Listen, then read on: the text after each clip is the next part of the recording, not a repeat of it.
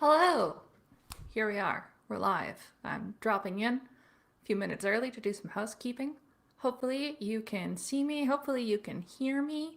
Let me know in chat if you do not. I'll hopefully keep an eye on it. But it is exciting to be back for yet another Roguelike Celebration, a preview event where we are thankful that all of you lovely people are helping us do a tech test, is what this arrangement basically is. You come here and help us figure out what's broken in the technical sense and in the social space, and you get to check out the fresh coat of paint that people have been working hard on. In exchange, we try and offer you a little bit of fun roguelike content thanks to some very kind speakers who've agreed to be part of the preview event today. So it's wonderful to have people back, and it's great to have this little appetizer before the main event in October.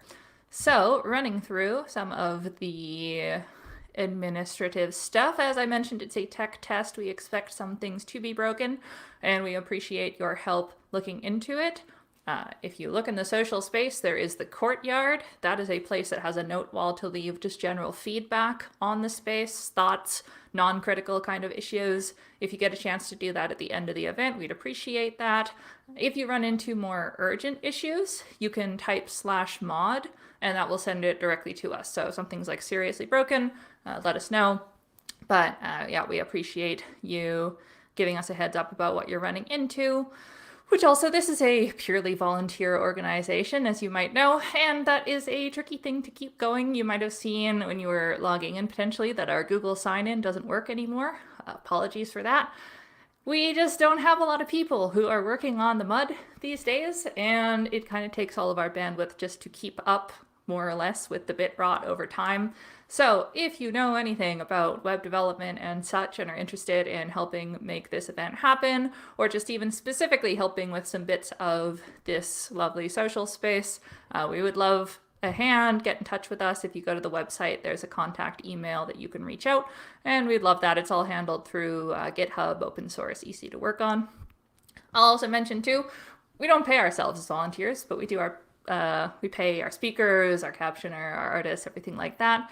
And we also like to keep the tickets cheap and or free so that everyone can come to the conference. And if you think that that math seems problematic, it is. But part of how we keep going is through sponsorship. Right now is a tough time for that. But if you work somewhere or you know someone who works somewhere who might be interested in tossing a bit of sponsorship our way to keep Roguelike Celebration running, we appreciate that. Again, just go to the website, check it out. Or just let people know about the conference. We have tickets for the main event that are up now on the website. They should be. So you can go ahead and pick those up early, and we appreciate that a lot. There's going to be a lot of great talks at the main event. And yeah, usual stuff. We have a code of conduct. Make sure to give that a look at some point. It's in the sidebar as well as on our website. And you can also click the help button to get some more info. But like I mentioned, you can type /mod to send a message to the moderation team. If anything is a problem, we'll help out there. You can also see there's a special badge for moderators. So anyone with that badge, you can also whisper or reach out to us. And on the website, there's some other information of how to get in touch with the moderation team if you have any kinds of problems. We definitely want to hear from you. So with all of that covered, I am excited to just get into our lovely speakers. This is going to be fun. We got a fun set of talks for today. So without further ado, I'd like to bring on James Cartledge to talk about an upcoming book called The Rise of the Roguelite Inside a Gaming Phenomena. It's forthcoming from Taylor and Francis, CRC Press. It's an edited collection of scholarly essays exploring roguelike games from a variety of disciplinary perspectives, including game design, narrative studies, philosophy, sociology, gender studies, and queer studies. It's going to come out around Christmas, but I'm sure James will talk about that. And I do think that it is, of course, right up the alley of the types of things we're interested about here.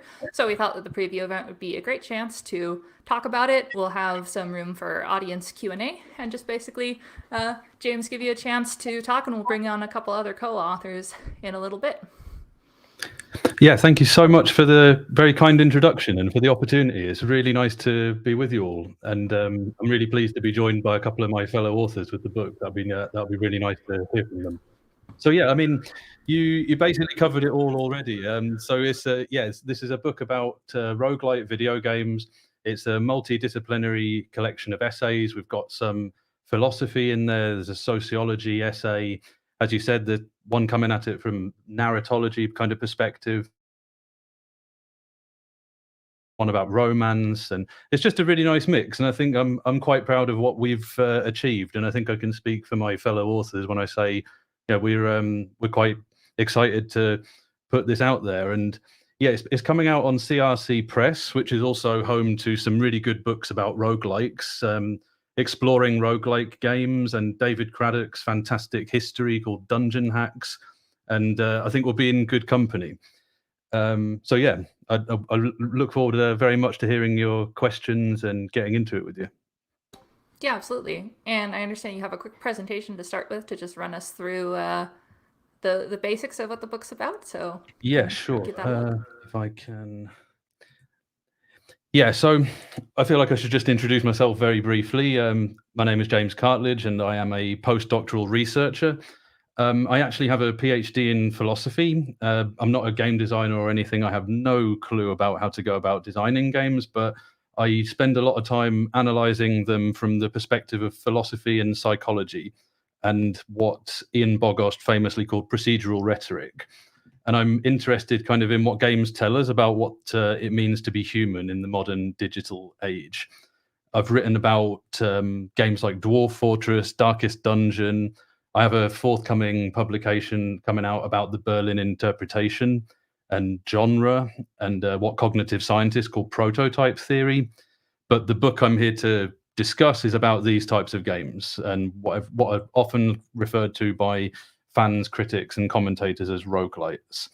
And I kind of covered that already. Yes, it is due to be out around Christmas. I have to have the manuscript with the publisher in about 2 weeks' time, so it's all a bit, getting a bit tense, but I think we'll get there. And it should be out by December, or certainly by Christmas. And I thought I could just leave the contents page there for now. But like, as I said, we start off with kind of this really nice chapter about the Curious Expedition, which talks about it from a purely design perspective. And then we move into a more general kind of chapter about the principles of roguelite design. And we kind of go from there, really. But I think it's, as you can see, it's quite a good mix. But I'm happy to get straight onto the questions if that's what you'd like to do. But yeah, thanks very much for the opportunity. Yeah, no, it's exciting, and I think it's a cool opportunity to talk about here because we bring on a lot of developers and we bring in academics, but usually more like we have AI researchers and kind of like great comp sci type academics. I think, and we have people talking about like theater in an academic sense, but I think that the more game studies approach is something that we haven't had a lot of at Roguelike Celebration, and that I'm not aware of a ton of that. So yeah, I guess I'm just curious too. Like you mentioned a few things in this vein, but bringing together the set of co-authors and kind of pulling this together. Like, is this is there not a lot out there in terms of the roguelites? How did you kind of assemble this rogues gallery of people who are also willing to talk about game studies and roguelikes like this? Well, I kind of got into roguelikes about 3 years ago. Once I'd finished my PhD, I just got back really into gaming, and I was trying to find like stuff that my PC would run because it's terrible. And I kept getting pointed to roguelikes, and I just got really fascinated by them. And I started reading what research there was available about them. And there's not a ton. There's not very much, especially in like academic articles and stuff. Academic journals, I mean. There's not a huge amount. There's the odd paper here and there. There's a really good one by one of the contributors to this volume, Mark Johnson, about ASCII graphics and kind of how the semiotics of ASCII graphics, I think is kind of what it is. And there's another one somewhere about terror management theory and permadeath, and this idea that kind of roguelikes reflect the human confrontation with death quite authentically in comparison to a lot of AAA games where you just die and restart and die and restart. So I thought there was some really interesting stuff, but they're definitely underexplored in the academic literature, I think. There's some books about roguelikes on CRC Press, and I think there's another one on there that I didn't mention about how roguelikes are designed. but there's not a huge amount in the academic literature. So I think we're filling a bit of a gap here, or contributing to filling a bit of a gap here. Yeah, and that's interesting given just that, roguelikes have a pretty long history within genres of games, and also ties to academia in terms of games like Rogues utilizing, university computer resources Absolutely. to create and distribute the early roguelikes. So yeah, it's kind of interesting that there hasn't been more of a discussion there. And yeah, I'm familiar too. I know that retro game archaeology is also a newer discipline in the academic sense, and that there's definitely some roguelike related stuff and some Dwarf Fortress stuff in that field. But again, not quite the same as the types of stuff that you have going on here. No, I think I think there's some games that we've written about here that haven't really had any academic attention done to them at all. Certainly the Curious Expedition and Boyfriend Dungeon. I think I've read Noita mentioned a couple of times, but not really dealt with as a game itself. So yeah, I think we've done quite well here in that respect. And there's some stuff about Vampire Survivors type games, especially now, because I mean they kind of kickstarted a whole subgenre of their own. So there's a lot of attention around them, and some research coming out. But academia is always about 2 or 3 years behind everything, because all the publications take so long to actually do from start to finish. So we're excited to get on with it, so to speak. Yeah, definitely hitting while the iron's hot in terms of Vampire Survivors. That is still relatively recent. I'll tell you, every year at Roguelike Celebration organizing, we have the discussion of, is it a roguelike? Is it a subgenre within roguelikes? Is it a cousin genre? We're still not sure, but certainly there's something there. So yeah, I think that's really interesting. And yeah, and I'll just remind the audience, actually, I didn't spiel this before. If you're in the theater, you can click the write a question button. You can put questions on there. Oh, and I see some people have been doing it already, which is fantastic. But before I get into too many of the audience questions, I want to bring on, we actually have some of the other co-authors here with us, which is a great segue. You mentioned Boyfriend Dungeon, and we do have Christine Tomlinson, who is the contributor to that chapter, who we can bring on. I think we'll just bring on everybody, and then we'll do some intros and then do this panel style. So also bringing on Mark Dolgan, who is another contributor. So yeah, if we want to go around, I guess, Christine, if you want to go first and just talk a little bit about yourself and your chapter, that'd be great. Hello, I'm Christine Tomlinson. I am an assistant professor of games and esports at the Arizona State University. I do a lot of research on a lot of different kinds of video games. I've also worked a little bit in industry. I was the UX UI lead for the user research team at Activision. So I have a little bit of both spaces going on there. But yeah, I'm excited to be here and talking a little bit about roguelikes and roguelites, especially because, as you pointed out, Alexi, there are so many debates over what actually counts as a roguelike or a roguelite. And I think that that's something that makes these kinds of games really exciting, because you can do so much with them and open it up to so many different kinds of players and different kinds of experiences and stories. And I think that that's something that this book is really getting at, is just how these games can be so different from each other and yet have some of these very core mechanic values to them. But yeah, thank you very much. Happy to be here. Yeah. Absolutely. I mean, yeah, familiar to us, and I mean, chat's been joking a lot about the Berlin interpretation. Yes, the discussion of what is a roguelike is a big part of being a roguelike fan. And yeah, Mark, how about you introduce yourself? Hello, my name is Mark Dolgan.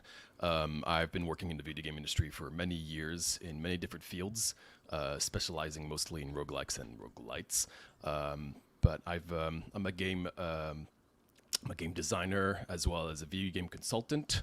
I'm also an engineer for voice actors, and am a voice actor myself, working with AAA companies such as Capcom. But these days, my focus is in the world of the indie game world, where I help a lot of different AA companies or even smaller independent developers make roguelikes and roguelites. And so I've decided to start making a YouTube channel to do video essays on roguelike design, as well as talking about the rise of popularity in the roguelike world, and how it's been influencing the video game world as a whole more and more every year. Yeah. Yeah, which I definitely agree. I think we see that influence, and even myself working in AAA, it's gone from being a roguelike person is kind of a like, okay, that's an interesting side hobby, but like no one's interested in that, and now they're like, oh, that's a marketable skill that you know roguelikes. So, yeah, which actually just to quickly chat about your chapters as well. So, on that topic, Mark, yours is what makes a good roguelite, if that's correct. So, is there maybe a quick elevator pitch version of kind of what that's a spicy topic to start with. It is indeed.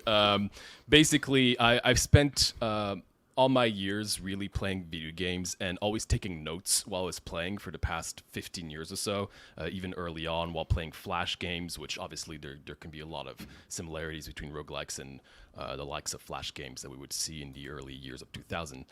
And I've always wrote notes and just tried to understand how a lot of these games worked. And by playing a lot of smaller games, I was really focused on playing many different games as opposed to being focused on AAA games and usually having to spend sometimes hundreds of hours in just a single title that required a lot of grinding. So I got to play a lot of different styles of games, and with roguelikes basically being pretty much a subgenre, I realized that it gave the opportunity for developers to create games by adding the subgenre and just pretty much placing any other genre on top of it, which allowed pretty much endless amount of possibilities in terms of new games that we could find today, different genres. And now you get to see pool table roguelikes, you get to see Peggle roguelikes, you get to see horde likes, or all of these things are there's so many more and more that I think I thought it was pretty important to try to just distinguish and see, well, okay, well, what are roguelikes and how to make an interesting one. So obviously, yes, the question of what makes a good roguelike is a big one, which is why it was a pretty long chapter to write, and also it was part of one of the videos that did quite well on my channel that took me almost 6 months to do and is almost an hour long. It's obviously a big topic of conversation, but it is centered around what makes how to make a roguelike that is interesting, unique, and that people can just tend to enjoy. And why do people enjoy certain roguelikes, and why are some more popular than others? Right. Oh, that's interesting. Yeah, I even saw, and I don't know who was putting the theory forward, so I'm doing a bad job with citations. I think I saw Brian Buckley and Jason Gribot talking about this on Twitter the other night. There was some discussion of, is it better to think of roguelikes almost as like a poetic form versus a genre unto itself, because of the way it seems like so many genres get placed within the framing of a roguelike while still retaining their own genre-ness, like you said. If we can take a lot of stuff and put it inside there, and which is interesting. I think at Roguelike Celebration we're not interested in rehashing just the Berlin Interpretation 2.0, but we're always still interested in like, okay, is there an extra level of discussion to what's a roguelike that's not just trying to kind of gatekeep and be like trying to exclude, but an actual like, what is the essence of what we like when we say we like roguelikes? Yeah, excellent. We'll go this like Q style or whatever. We'll go back the way we came. Christine, so your chapter is about roguelites, romance, and the power of genre bending with Boyfriend Dungeon. I'm curious to hear a little bit more about that. Yeah, so I do a lot of research on romance and why players like it and how they engage with it, mostly in role-playing games. But it was really interesting to play Boyfriend Dungeon because of the mashup of this kind of roguelite approach to games. You get dungeon crawling, you get procedural generation of your levels, but it also has this kind of cozier feel to it where you lack a lot of the permadeath kind of almost punishment that a lot of these games have. And there's also this dating sim side to it, where both of these things are interconnected with each other. They're integrally related to one another. Leveling one up means leveling the other up. As you date these characters or hang out with them, your relationship increases, but you also use them as your weapons when you're dungeon crawling, which is a very strange element of this game. Which means that combat also levels up your relationship with them, while your relationship leveling up makes you better at fighting. So I thought it was a really interesting way to go about game design and deserved a little bit of attention because it at times really feels like playing two totally separate games at the same time. You have this really disparate game design approach of dating sim and sort of visual novel style experience alongside this combat that feels very familiar in terms of roguelike or roguelite. While also opening this up, I think, for a pretty broad audience, particularly people that might be scared of something like permadeath, who see that and look at roguelites or roguelikes and think, not for me, too challenging, too scary. But I think that this kind of genre mashup opens the door up for more people to explore this genre, sort of being exposed to it without that scariness and thinking, oh, I might want to check out more games like this because I actually really like this combat. I really like that I get all of these new experiences every time I go into the dungeon. So that's really what my chapter focuses on, is this intersection of two very different experiences that I think makes it so that more people can enjoy roguelikes or roguelites. Yeah, that's really interesting because I think a lot about how Hades, I feel like, was a big success and a big push on the whole tone of roguelikes. And I think that by pulling in a lot more of the narrative and the characters and just like the world building and the aesthetic, like the visuals are very beautiful, everything's very cohesive and feels like a world. And yeah, it's like character driven. There is romance. Feels like that did bring people in, even though that is like a pretty difficult roguelite. It's got all the combos, like everything about the way that the kind of mechanical gameplay works feels like many other roguelites at the time. But I do think that there's kind of that extra expanding, and I wonder too, is that something that you also think of, and do you think it had that similar effect of bringing people in for those elements, and then maybe they're like, oh, maybe I should play Dead Cells, like maybe I should play, something else in that roguelite space. Yeah, I think Hades definitely had a huge impact as well. I think if we're thinking about kind of tiered experiences, Boyfriend Dungeon is sort of below, as you mentioned, Hades in terms of the challenge, in terms of reflecting a lot of the things that we think of as core mechanics in roguelikes. So I think for more experienced players, Hades was probably more of a stepping stone for that kind of experience. With players that have way less experience with this type of game, or even with games that have combat in general, I think Boyfriend Dungeon is a really good kind of entry to this kind of game, into things with combat, and to challenging oneself a little bit more in ways that are less intimidating initially. But yeah, Hades had a huge impact on players as well, and we have obviously a chapter on Hades in the book, which is very exciting. But I think that your point is an important one, that we do have more of these games emerging that are playing with these genres and mashing things together in ways that are really unique and really interesting, and do offer players new experiences. Yeah, excellent. All right, and like hopping back around, because James, you are the organizer of this book, the collector of this kind of anthology, but also have a chapter of your own about Foucault. And vampire survivors? Please tell me more. With pleasure. I basically, my chapter is about vampire survivors and Brotato. And I take these as being kind of, in my opinion, two of the best examples of that type of game, because of how they engage with power. And like, I think everyone knows that feeling when you play a roguelite. One of the best feelings you can get is when you hit on a powerful synergy, and you think, is this thing going to work if I put this thing here, or I make this combination, and then it absolutely comes off and you just absolutely destroy everything. And you feel like you've broken the game somehow. And I thought that was quite reflective of something that Foucault says in his philosophy, basically. Like, Foucault was all about power. And he basically made the argument that he's most well known for, is that power is everywhere in the social field. Like, you can't really escape it. It's not just something that the government or the army has. It's everywhere you go. But one of the lesser known things he said is that powerful elements between things can synergize with each other. And he didn't use the word synergized, but if you read the theory, that is what he's talking about. He sort of makes the point that different things, different relations of power, when they work together, they can have a combined power that's greater than the sum of their parts working separately.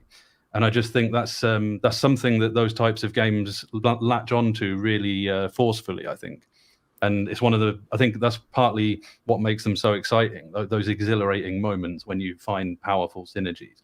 And it's, so I kind of made the argument that it's through its procedural rhetoric, if you like, it kind of conveys something about Foucault's philosophy to players, even if that's not really what it was intending to do. I mean, I would love to find out if that was true, both in the sense of if Foucault was thinking about like epic combos, or if Vampire Survivors like I like to think so. Yeah, I was reading their Foucault. Yeah, that's really interesting. Do you think that there is, by making that connection, an opportunity to bring some of the way that Foucault thinks about those ideas into roguelike design, or is it that playing Vampire Survivors might give you a lens to better, like an analogy to understand that element of Foucault? Like, is there some crossover and some like next steps, or is it more just talking about kind of this interesting convergent line of thought? I mean, I think that's a theme that runs through a lot of philosophical work on gaming, and especially when you talk about things like ethics and fields of philosophy like that. Whenever they do engage with games, one of the main things they think about is their educational potential, or the potential to make us better people somehow. I mean, that's one of the things that art does. I think is a big conviction in a lot of philosophy that the main point of art is to make us better people somehow, and to train us to live better lives, sort of thing. And I think certainly until recently, video games did not get that kind of attention from scholars and philosophers. So I think I see that analysis as being part of this wider argument that video games are not just an art form, but a very powerful one that has a lot of, through its interactivity, lots of possibilities for actually conveying ideas in ways we don't necessarily expect, and even in ways that aren't intended. I think a lot of times you can look at, like, people think it's totally normal to watch a film and think about its subliminal messages, or the ideas that come through it despite itself, sort of thing, or despite the intentions of its authors. So I like to do that kind of thing with games too, and I think they offer such a rich potential for conveying ideas and problematizing things and bringing out things you might not necessarily expect. Yeah, I think, yeah, that's really interesting, because, it's funny, I specialized in moral philosophy, so here I am accidentally bringing that in. But I do think I'm kind of tired. Like, I think that the majority of certainly popular discussion around kind of philosophy in games does get really caught up in ethics, and in a kind of like, does violence in games make you bad? And even like, I think it's useful to talk about stuff like, hey, is the like relentless expansionism of 4X reflect a ethically troubling thing, like all the way back, like Max Kraminsky talking about gardening games and exploitative mechanics in games. I find that all that really interesting, but I do think that is like the primary mode of discussion. And what is really cool about what you're talking about is it's not even just about, is it good, is it bad? It's like there are ideas. The ability to understand more ideas about the world expands you as a person, whether or not you want to say that makes you better, but certainly it gives you new lenses to view the world. Games have an ability to help you understand ideas, whether those ideas, we want to call them good or bad. They just are ideas, and by understanding them, you have one more tool to try and think about the world. So I do think that is really interesting, and that is a lens that I see less often, of being able to just discuss that. I think I saw, it might have been Everest Pipkin, someone did trying to use Snake, the game, to convey Greek myth. People are nodding. They know what I'm talking about. Correct me if that's not who did it.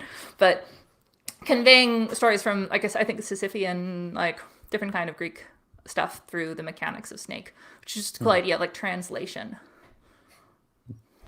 Yeah, I'm not aware of that. Yeah, Mark, did you know what I'm talking about?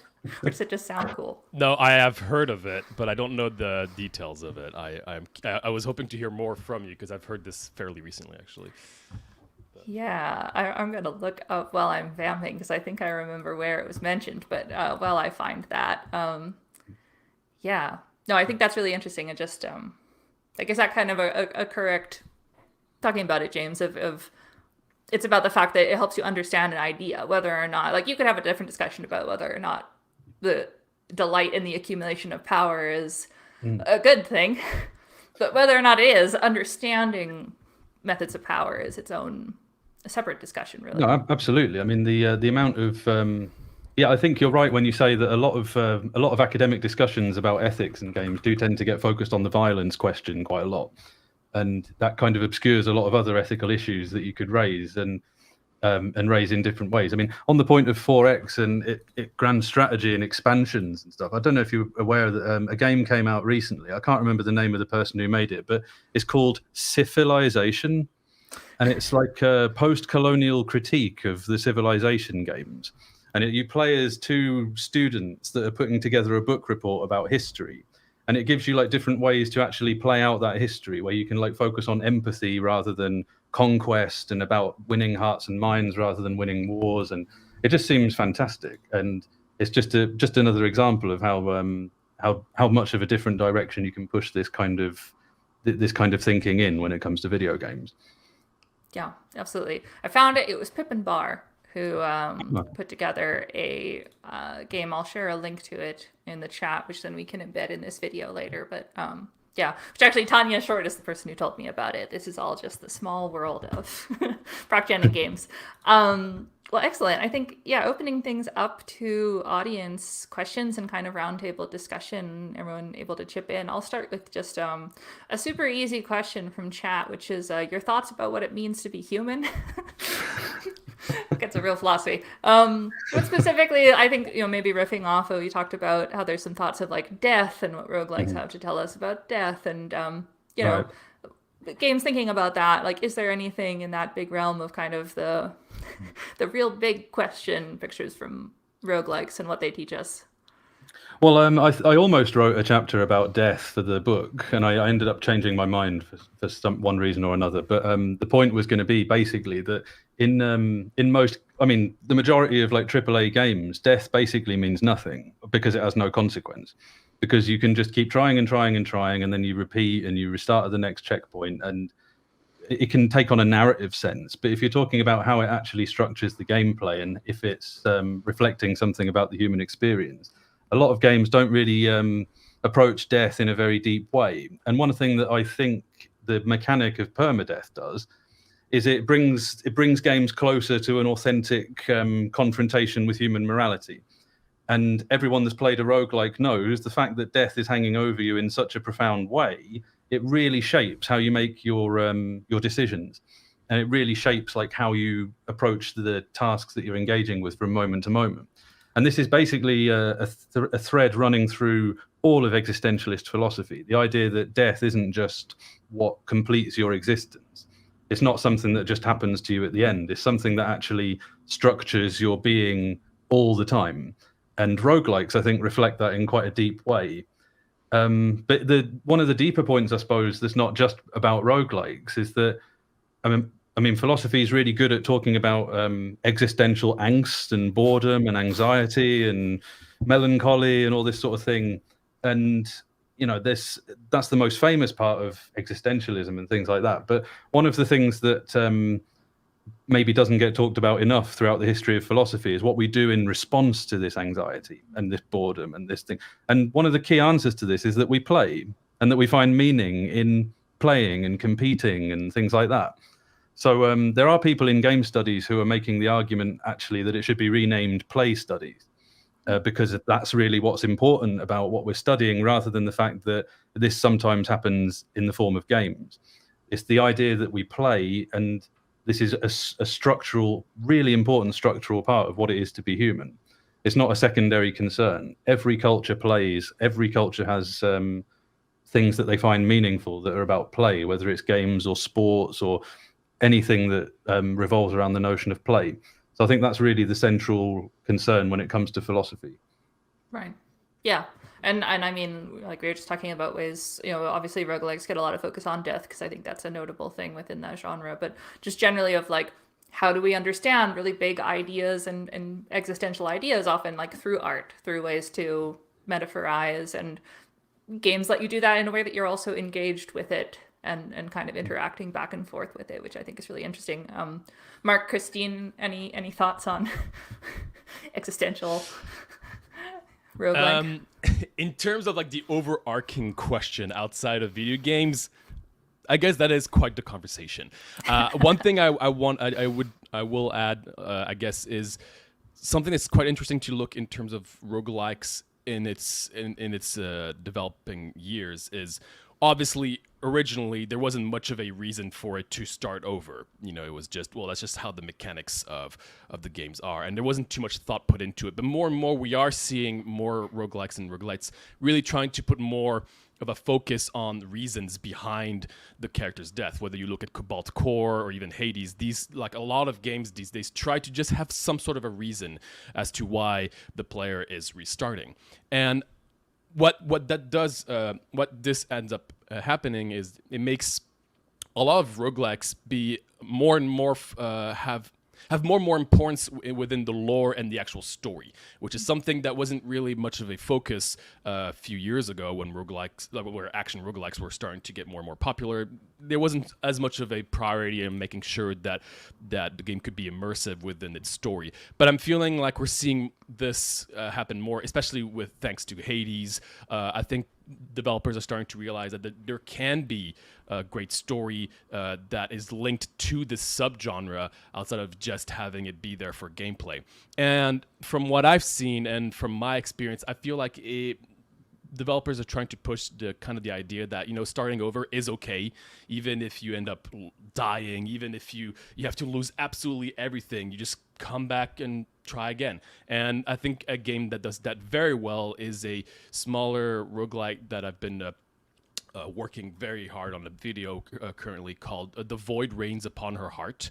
And this game is all it tries to link to a lot of its story is linked to real life struggles such as anxiety and depression, and the whole story is linked behind the fact that the even if you win a run or you lose, you've got to start over, and it might seem desperate and terrible, but that's just part of life, and people just move on and just get better and understand the struggles and live with them. And that game, I think, connects quite well with real life struggles and uses the roguelike elements to try to reflect that, which I find very interesting. Yeah, that's interesting. And to your point, all the way back to the first Roguelike Celebration, we talked to some of the original developers of Rogue, and I believe there was some discussion about the fact that they didn't intend permadeath to necessarily become the defining thing. It was a lot of technical constraints that then has become embedded in the understanding of the genre. Right. And similar with procedural generation and the randomness of levels and the idea that it's not the same every time. That was more a technical constraint of we can't store our levels, we have to generate them. If they could have hand-built levels, they probably would have. But now it's become common, and I think to your point too, for a long time that's just how it was and you didn't really think about the fact. But now there is that urge to justify of okay, why in this game is this dungeon different every time? And you have to come up with some of there's a mad mage who's moving the dungeon around and that's why it's different, or there's a mist that's seeping through and the mist is restructuring things, and that puts more of a focus too on now instead of just being this kind of hits on the same stuff as Borges or something by accident. Now it's no, they're literally talking about the same ideas in their world building because of this need almost to justify why do we have this infinite library of Babel situation. And so I wonder if there's something to that too, of now these games almost, whether they mean to or not, having to think about the nature of the monkeys on the typewriter, all these big questions that come from procedural generation, and what does it mean to get meaning from randomness and to have, confront infinity.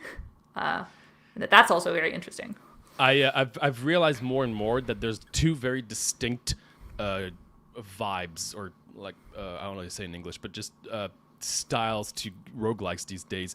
The ones that are centered around comedy and ones that are a little bit more serious. And the benefit of having a lot of comedic roguelikes is that you don't have to worry too much about having to explain things if everything is not super serious. Even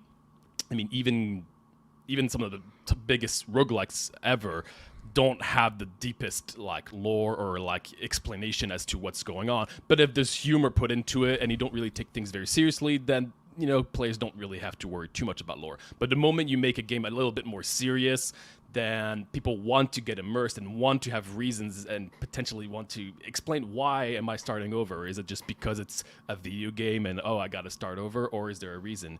And so I think it's interesting to see both approaches, because I think there really is two different clans in terms of the immersion of a game, whether they want to try to actually explain why everything is occurring, or it's just a video game, have fun, And I find that to be interesting to see it progress more and more. Basically, I think there's more and more serious roguelikes occurring now that people realize that they can make a good, engaging, interesting story within a game that was just kind of a random indie subgenre. Yeah, no, I think that's a good point, and that we see two things that blend them a little bit, people in chat picking up on, I got really into Dungeon Meshi, Delicious in Dungeon, as many people have. I think there's a lot of roguelike ties there, but I think that's one that, vague tonal spoilers, starts out funny and gets quite serious while still having the funny in there. But I think that it gets you into some of these really bigger questions about things like death by starting out by being a funny show about people cooking monsters. So yeah, the tone does a lot there. Yeah, Christine, do you have anything you want to contribute to the broad topic? Yeah, I think my answer is sort of at the intersection of what both James and Mark said. I was originally going to go with the play thing. Play makes us human. But we also, and I know not every video game has this or does this, but people really love stories. We've been telling stories forever. So having the opportunity to explore or experience or become part of a story, I think, is really alluring, which might be part of the reason that we're seeing more of these kind of serious, as Mark said, roguelikes and roguelites, to give people that kind of experience with their game. But I think that it's also really individual. Everyone is going to be looking for a different type of experience or a different thing that they can get out of a video game, whether that's a roguelike or another type of game. And I think that's also why we're seeing such a proliferation in genre mashups or things that people are doing experimentally with different kinds of games, because some people do want the challenge and some people don't really care about the story and they just want to increase their skills and prove that they can overcome something, or as I've had some players put it, prove that they can kind of beat the developer and that they're better than the developer and they can achieve finishing a video game. Whereas some people just kind of want to relax. They just want to have fun. They just want to experience different characters and their stories and how they as a character can fit into those stories and kind of expand these worlds through whatever agency they have as players. So I think that there's a lot that makes us human, and part of that is just wanting play, wanting stories, wanting to be able to be creative, and wanting to, in some ways, prove ourselves. Yeah, I think that's really interesting, and that, something you said there about becoming part of the story, and, I think that there's the ways that games let you do that. That's my history getting into being a game developer, was playing a game with romance, actually playing Knights of the Old Republic, being an avid reader, having the moment of romance happening, being very caught up in this. I was 13. And then getting to a moment where I had to betray my romance option or betray the values that my character was supposed to hold dear. And I was I have to decide that sitting here on this couch. And that gave it this whole feeling that, I was wow, I've read so many novels and I've never felt quite like this. I got to get in on it. and there goes my career trajectory. But yeah, and I think something interesting too about roguelites is that in some cases it's almost a scaled out view, because even a narrative game is mostly focused on you've got kind of one run through life and you got one set of choices and kind of one story that you're going through continuously. Roguelikes lean into the well, maybe try that again and make different choices, or don't think so much in some roguelikes of your one particular character. You're kind of zoomed out, and obviously you got games like Rogue Legacy that are literally thinking about a lineage of characters, and I think that's interesting as well, of one of the ways to add some narrative structure to the run-based permadeath thing is to literally say, oh, well, these are going to be generations of people, or we're going to do a Darkest Dungeon thing, we're going to be making the recruitment of new characters to go permadie into a mechanic and a narrative and something that we talk about instead of just a like, you're an @ sign and next time you're a different @ sign and like don't think about it. I think that's maybe interesting as well, is that it lets you kind of examine many different perspectives, or kind of put yourself into the head of a bunch of different characters, or think in a like lineage in a bigger way than, you know, a singular player going through a story. All right. See, that was a good question because it was a big question. But one, hopefully, I think shorter one, because we're heading up on time soon, is just a question about what mediums your kind of books and your games cover. Like, are you just looking at digital, like video games? Is there any inspiration from other things like board games? Like interactive theater comes up a lot when talking about roguelikes because of, I think, the like improv and systemicness. But yeah, like any inspirations coming up there? It's mainly digital games, kind of roguelikes that you roguelites, sorry, that you see most famously. One of the stranger cases, though, is one of the chapters on queer potential for game design discusses a couple of games that are really quite arty in how they approach game design. Like, they're not strictly speaking. One chapter begins by discussing is this game called We Dwell in Possibility, which is a concept kind of art house kind of game, which is all about queer possibility, basically. So that weaves in a few different kinds of game, but no, mostly the book's kind of been focused on digital media and roguelites in particular. Right. That makes sense. Yeah, and I guess one of the last questions that is an important one is just, is there a place where people can subscribe to make sure to get noticed when the book is available for them to acquire? Is it available for pre-purchase? How do people actually read this? Good question. I don't know yet. I'm happy to share any details with you if you would put it on your social media or anything. That would be wonderful, or circulate it with the attendees. I'd really appreciate that. But apart from that, it's coming out on CRC Press. It will be announced on there at some point, but I don't know exactly when. I'm a bit in the dark on that yet as well. Yeah, it was very kind of you to come when you're 2 weeks out from your final draft deadline. Not at all. It was an absolute pleasure. Yeah, so no, you let us know and we'll let people know. So follow our newsletter. It's a win-win. You follow our newsletter and then we'll let you know when this book comes out. And yeah, I guess going around, like, is there anywhere else for people to, check out some of your other work? Or it sounded like, Mark, you have a YouTube channel. Yes, I have a YouTube channel where I play roguelikes, and I every now and then do big video essays on video game design. But I also play I also stream a lot where I play demos and early access games that have been sent to the channel, where I give my feedback, and I not obviously just play testing, but just give my first impressions. That has been a pretty successful and very enjoyable series for me to do. But I've been trying to share all my knowledge of roguelikes on this channel, and I've been getting a lot of video game consultant work through it. So if you're interested in roguelike design and want to also catch some streams of like new or like demos and just talk about design in that regard, feel free to follow my channel at Pepperhead, just a Pepperhead on YouTube. Okay. It's a channel that I started fairly recently, and I'm just really happy to finally had an opportunity to just share my knowledge of video game design to the world. All right. Yeah, and Christine, anywhere else that people can check out some of your work? Not currently. I do have a book on Dragon Age coming out in a couple of months. I don't know if that would be of interest for anyone. But yeah, that's through Zeitgeist of Pop Culture. I can share that at some point if anyone's interested.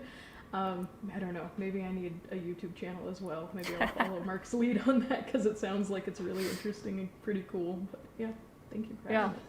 It's a lot of work. Yeah. No, and we appreciate all of you taking part. I mean, that's one of the things we like about Roguelike Celebration is that it takes a lot of work to do something like maintain a YouTube channel or an active blog, or God forbid, write and publish a book. So we like to give people a chance to share at least a little bit of their knowledge with the bigger community. So thank you for taking the time out of your day to come chat with us. That's a pleasure. A pleasure. Appreciate the opportunity. And thank you very much, Mark and Christine, for joining us. It's a pleasure to meet you, even if not in person. It's nice to finally actually meet you. Yeah. Yes, technologically wise. Yes, indeed. Pleasure. Well, excellent. Thank you, James, Mark, and Christine. All right. Well, I'm energized by talking about philosophy. Thank you, everyone, for submitting some questions and all the great chat. I'm glad people enjoyed that as much as I did. And yeah, we'll be sure to share some information about that book when it is available to pre-order or purchase, and also some of that information about the other speakers. We'll put that up on the website, and we'll mention it in the newsletter. And then when this recording ends up on YouTube, we'll try and make sure to add some information there. So, without further ado, let me just check if anyone has sent me a message about important things to tell you all while I'm on stage. It looks like we just have some of the classic chat problems, perhaps. So if you notice that it seems like no one's saying anything at all in the theater, you can leave the room and come back, and hopefully you'll see messages showing up again. I think that's one that we keep on solving one instance of it, and then another one pops up. So we appreciate your patience and any information there. And yes, like I said, you can use /mod if anything else comes up. So I will now introduce our next speaker, who, if you've been at Roguelike Celebration long enough to come in person, you've probably met a longtime attendee of Roguelike Celebration. Hi, Andrew. Hi, Alexei. It is great to actually have you speaking, and not just attending and giving us your presence as a member of the larger Roguelike Celebration community.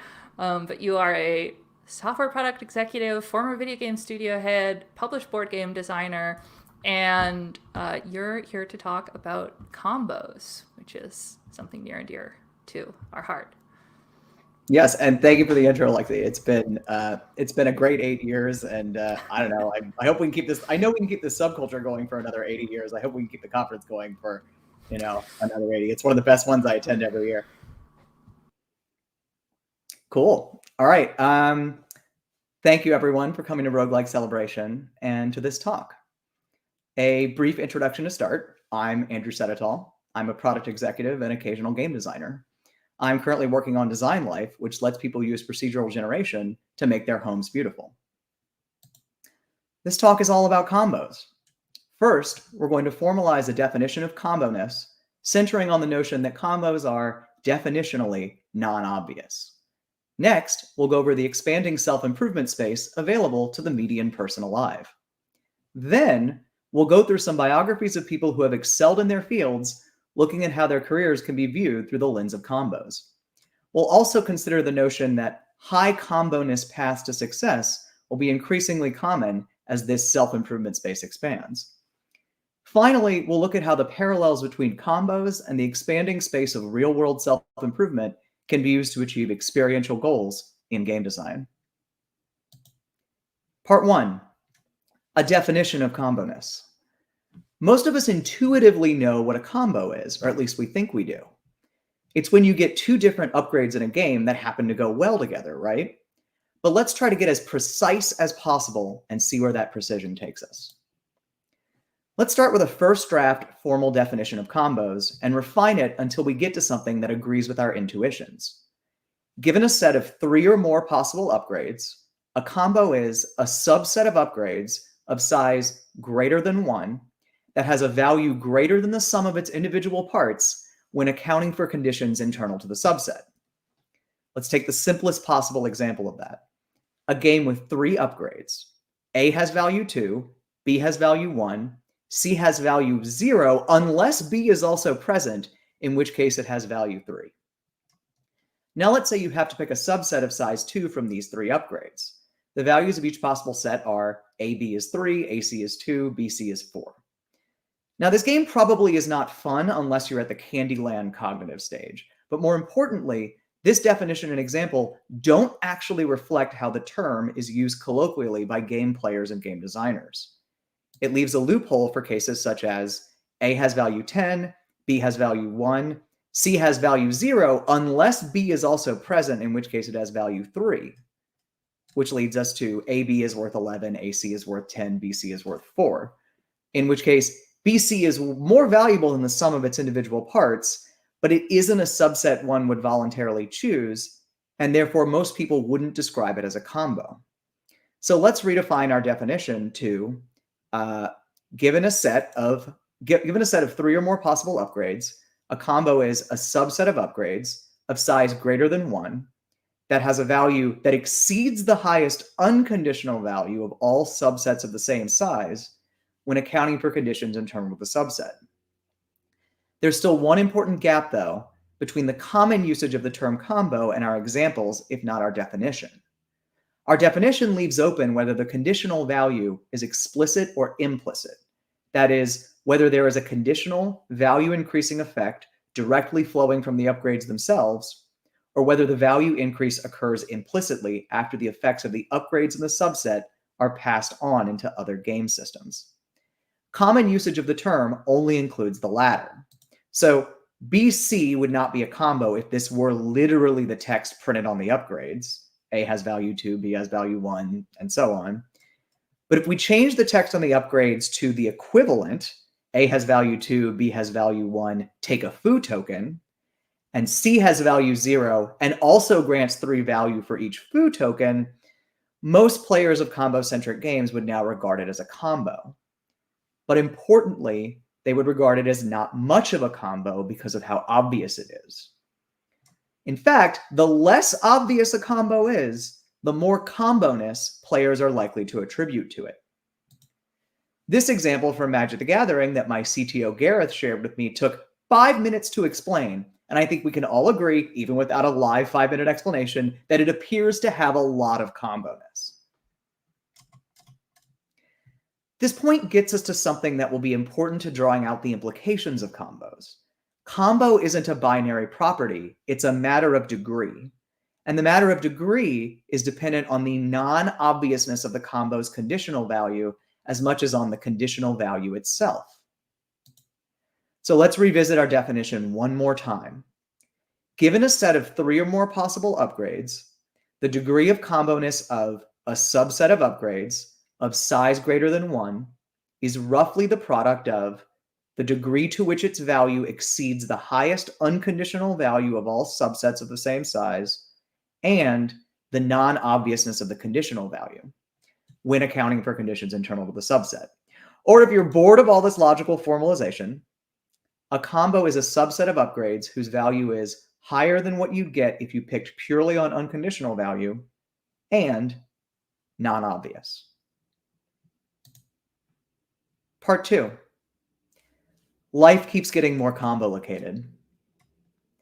Now let's talk about something apparently completely different from combos, the complexity of modern life. Figuring out your best life is more complicated for us than it was for, say, our hunter-gatherer ancestors. There are just a lot more options. Now, this sounds like a zero-information platitude. Things were much simpler back in the old days. But let's try to put some actual structure on the complexity space of self-improvement offered to an individual over time. Obviously, we know that the best way to understand global human history scale trends is with a shamelessly Stuart Brand-esque diagram. Wow, that is a lot of stuff. Look, some areas of self-improvement do go away over time. Most people in the audience today don't have to worry about crop selection or stabbing things with spears. However, the general trend is that individuals have to worry about more and more self-improvement areas over time. And the number of areas people have to worry about isn't the only thing that's increasing. I'd argue that the complexity of the option space within each area has also been increasing over time. God forbid you be an incoming college freshman in 2024, in which case you'd have to answer most of what humans have had to answer throughout human history, along with all of the following. Of the thousands of types of work you could do, which are going to have their wages and prestige rise or fall due to technological trends? What about the additional hundreds of types of work that might emerge in the next 50 years? Is it worth moving to an unbelievably expensive global hub city just for some hazy notion of connections and cultural development? Which one? Wait, which cities support which types of work? Do you want to do those types of work? The internet has shown you an endlessly shifting kaleidoscope of subcultures. Which ones are worth the time cost? The I have to consume lots of fictional media upfront to belong cost. The weirdness cost. Which subcultures could you actually participate with in person in the city that you chose in the previous step? How are you going to build an understanding of the contemporary digital information landscape to avoid getting grifted, parasocialed, or addicted out of your money and time? Can you answer this question for every one of the dozens of digital platforms you have to interact with now, and the dozens of new ones you'll encounter over the course of your life? Are the subcultures you chose in the previous step making you more resistant to these threats? Less? Now, the important point here is that you can't have it all. Investment in any of these areas is relatively expensive. If you're a pre-industrial farmer and you want to learn about all the different things you can do to land to make it more productive, even determining whether you're good enough at it to justify further investment could cost you years of your life. If you're a class of 2028 college freshmen and you want to figure out the usefulness of some deep skill area you've never tried, like quantum computing or pro wrestling fandom or federal land use regulations, the cost is just as high. But it's even worse because you have so many more to choose from. We live in an increasingly post-Malthusian world, so if you get this really, really wrong, you probably won't die. But you could very well end up broke, alone, and miserable. Or even worse, you could end up average. So what's going to become much more important in this exploding possibility space? Combos. Part 3, biography as combo. Let's go back to the short definition of combos we ended up with at the end of part 1. A combo is a subset of upgrades whose value is higher than what you'd get if you picked purely on unconditional value and non-obvious. Now let's go over the biographies of 3 people who excelled in their fields by developing skills that not only didn't obviously combo together, but weren't even obviously useful in their chosen field at all. To put it another way, they acquired skills that had high conditional values, but low unconditional values, and then managed to get the conditional values to kick in. Let's start with number 1, the crate digger, a humble person trying to break into the game industry. This person has no experience. They didn't get a degree in games, and they literally have no professional connections, but they are determined. Now, to call this person's tastes in games uncommercial might be understating the case. Their favorite game is Ultima Online, and just so you know, we're not telling a story about the 1990s. This person's story starts in the early 20-teens. For those who are unfamiliar, Ultima Online looks like this. It is completely not obvious how this is of any contemporary advantage in making commercially successful games. This person is also, as people used to say in the age of vinyl records, a crate digger. Just like producers and DJs would rifle through discount crates in the backs of music stores hoping to find an awesome but unknown track to spin or to sample, this person digs through obscure mobile games to find novel gameplay experiments. We're getting warmer in terms of maybe this is a skill you'd want to have to be a commercially successful game developer, but plenty of people, of which there are certainly some in the audience of this talk, have pounded through thousands of obscure mobile games, weird hacked console ROMs, and ancient shovelware collections without spotting a single commercially viable idea. This person's career in games goes so poorly that they end up working in fast food to make ends meet. And then they do finally get a games job, but it's only sort of in games. It's working on slot machines. Now, I have a big tent view of what games are, and I, by default, regard mainstream casino games as a valid part of the broader human play experience. But among hipster indie developers, of which there are certainly none in the audience of this talk, the general perception is that the negative social value of working on casino games is one step short of leprosy. But this person still doesn't give up. One day, they play a game that's really, really fun. It's got incredibly chaotic gameplay, but the game design community doesn't seem to be aware of it because it's fairly new and only available on Android. What it seems to be missing is a really legible approach to its chaotic, large-scale battles and a better approach to its progression system. So what we have here is a passion for retro games with really weird, bad graphics, video game crate digging, and experience making slot machines. And what we get is Luca Galante, the creator of Vampire Survivors. Here are the non-obvious conditionals. Ultima Online is a wildly visually chaotic 2D real-time game using low-res assets from the late 90s. Many indie developers have adopted a pixel aesthetic because it's usually cheaper to make assets for, and also you can get people who are nostalgic for the Super Nintendo Entertainment System to give you $15. The problem with retro nostalgia game graphics is that they are normally fairly bad at showing lots of entities acting in real time, meaning that there's extremely stiff competition in the few game genres that don't have to worry about lots of entities moving in real time, namely JRPGs and platformers. However, there is a now mostly dead tradition that knew how to do that, and it's the tradition of 2D MMOs like Ultima Online. Let's actually take another look at Ultima Online next to Vampire Survivors.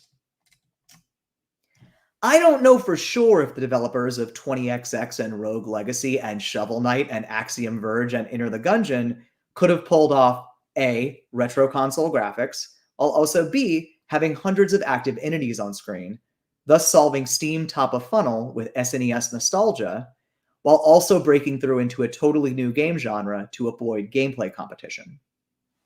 But nobody else actually did before Luca Galante. Okay, what about the crate digging? Arbitraging game genres across platforms is one of the only ways to get alpha in the investment sense in the games business. In theory, indie developers should be looking for opportunities to import emerging genres to their target platform from other platforms. But in practice, very few do. In fact, I only know less than half a dozen people who are true cross-platform inspiration magpies, and half of those are in the audience of this talk right now. The casino stuff is actually the easiest to explain. It's not, as many developers salty about Galante's success have claimed, something like, oh, the mass market is dumb, they just like randomness, it's all gambling. It is, again, an arbitrage opportunity. The proportion of attention that indie game creators pay to other platforms is out of step with the proportion of total human dollars that flow toward those platforms. The global gambling industry makes very roughly what the video games industry makes every year, and yet a minuscule number of game creators pay attention to it.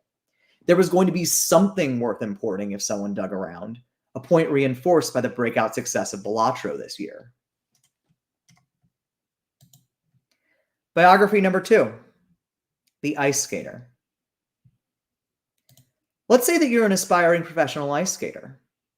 And let's say that you don't make the Olympic team and everyone tells you that your skating career is over. Your family wants you to join their pharmaceutical distribution business. You're aware of how it works, but you don't particularly like distributing pharmaceuticals. So you become a fashion journalist. You do that for about 20 years, but that doesn't mean you're necessarily prepared to do anything else. In your own words, I didn't know anything about dress design. And then you suddenly become a successful fashion designer, likely the best known bridal wear designer on the planet, within the space of a few years. I'm talking, of course, about statistically the least likely person to be mentioned in a game development talk, Vera Wang. I particularly love this example because it turns out there were non-obvious conditionals hiding at every step here. Professional ice skaters don't just learn routines. They also learn what it is like to be wearing a complicated, expensive ceremonial outfit while a large group of people stares at them for an extended period of time, like a bride. Running any kind of distribution business isn't just about merchandising and fulfillment. It's about understanding margins, inventory complexity, and turnover. Most people who try to get into the fashion industry start, as far as I can tell, with jewelry or small leather goods like handbags and end up running zero customer money pit boutiques in the West Village or Venice Beach or Hayes Valley. When asked by the Harvard Business Review why she chose bridal as her beachhead market, Mrs. Wang replied, "My father identified that as an opportunity. He didn't work in the garment industry, but he was a businessman, and he saw that bridal came with lower risks. It had low inventory, few fabrics at a time, and since people will always want to get married, a steady stream of customers." Journalists don't just learn how to write and edit, they also learn what gets coverage and what doesn't. When was the last time you heard about a celebrity's wedding dress where the design house was mentioned and it wasn't by Vera Wang? Biography number 3, the military intelligence archivist who invents shark repellent. Let's say that you're an archivist working in military intelligence. You're really, really good at filing and people know it. You know where all the spies are. Then one day you get assigned to a really weird project. Sharks are eating sailors, specifically your sailors. If they were eating enemy sailors, that would not be a problem. Someone has to keep track of all the chemical compounds that scientists are dumping into water to see if the sharks run away. You use your skill at keeping track of the spies to keep track of all the different chemical mixtures that they're trying and precisely how they're being blended. And the project works. You and the team invent a shark repellent that remains standard military issue for decades. Then you get married and move to France. Most of your friends are fellow American expats. You discover a small circle of people who are willing to dig into the culinary culture of your adopted country, but importantly, they're not in any rush. They're amateurs like you, and they're willing to learn the basics from scratch, even if it takes a decade. So what we have here is the ability to keep track of an enormous number of cards with similarly structured information, experience managing shark repellent R&D, and a social circle enthusiastic about cultural arbitrage. And what we get is Julia Child? The evidence that Julia Child was pursuing a non-obvious path was that she even looked like a bad bet to the experts. Houghton Mifflin broke their contract with her for mastering the art of French cooking because the manuscript she turned in seemed like too much of a reference work. Something that might have been written by a professional archivist, maybe? But it turned out she was onto something. According to her biographer, the publication of Mastering the Art of French Cooking instantaneously changed the entire American cookbook industry, leading more cookbook publishers to place emphasis on clarity and precision away from the chatty and sometimes sketchy style that had typified American cookbooks.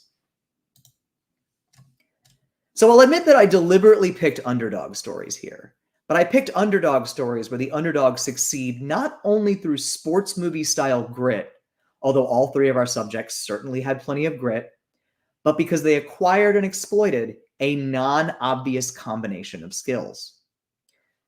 Now, there are certainly people who excel in their fields by following a straight and predictable path. Note that I didn't pick anyone like Stephen Sondheim. If you're already learning composition from Oscar Hammerstein as a young child, then your life might make for an interesting story, but it will not be interesting due to combo-ness. My contention is, if, as we explored in this previous section, the possible space of self-improvement is increasing at an increasing rate, then more and more success stories are going to look like these 3. Years of work acquiring apparently unrelated skills, followed by a turn where the skills might be coming together into something greater, but it's going to take years of high-risk commitment to find out. If more and more people are going to be living this way, or at least trying to, then more and more people are going to be feeling like the primary struggle of their life is searching rather than, well, struggling. Part 4, what combos evoke.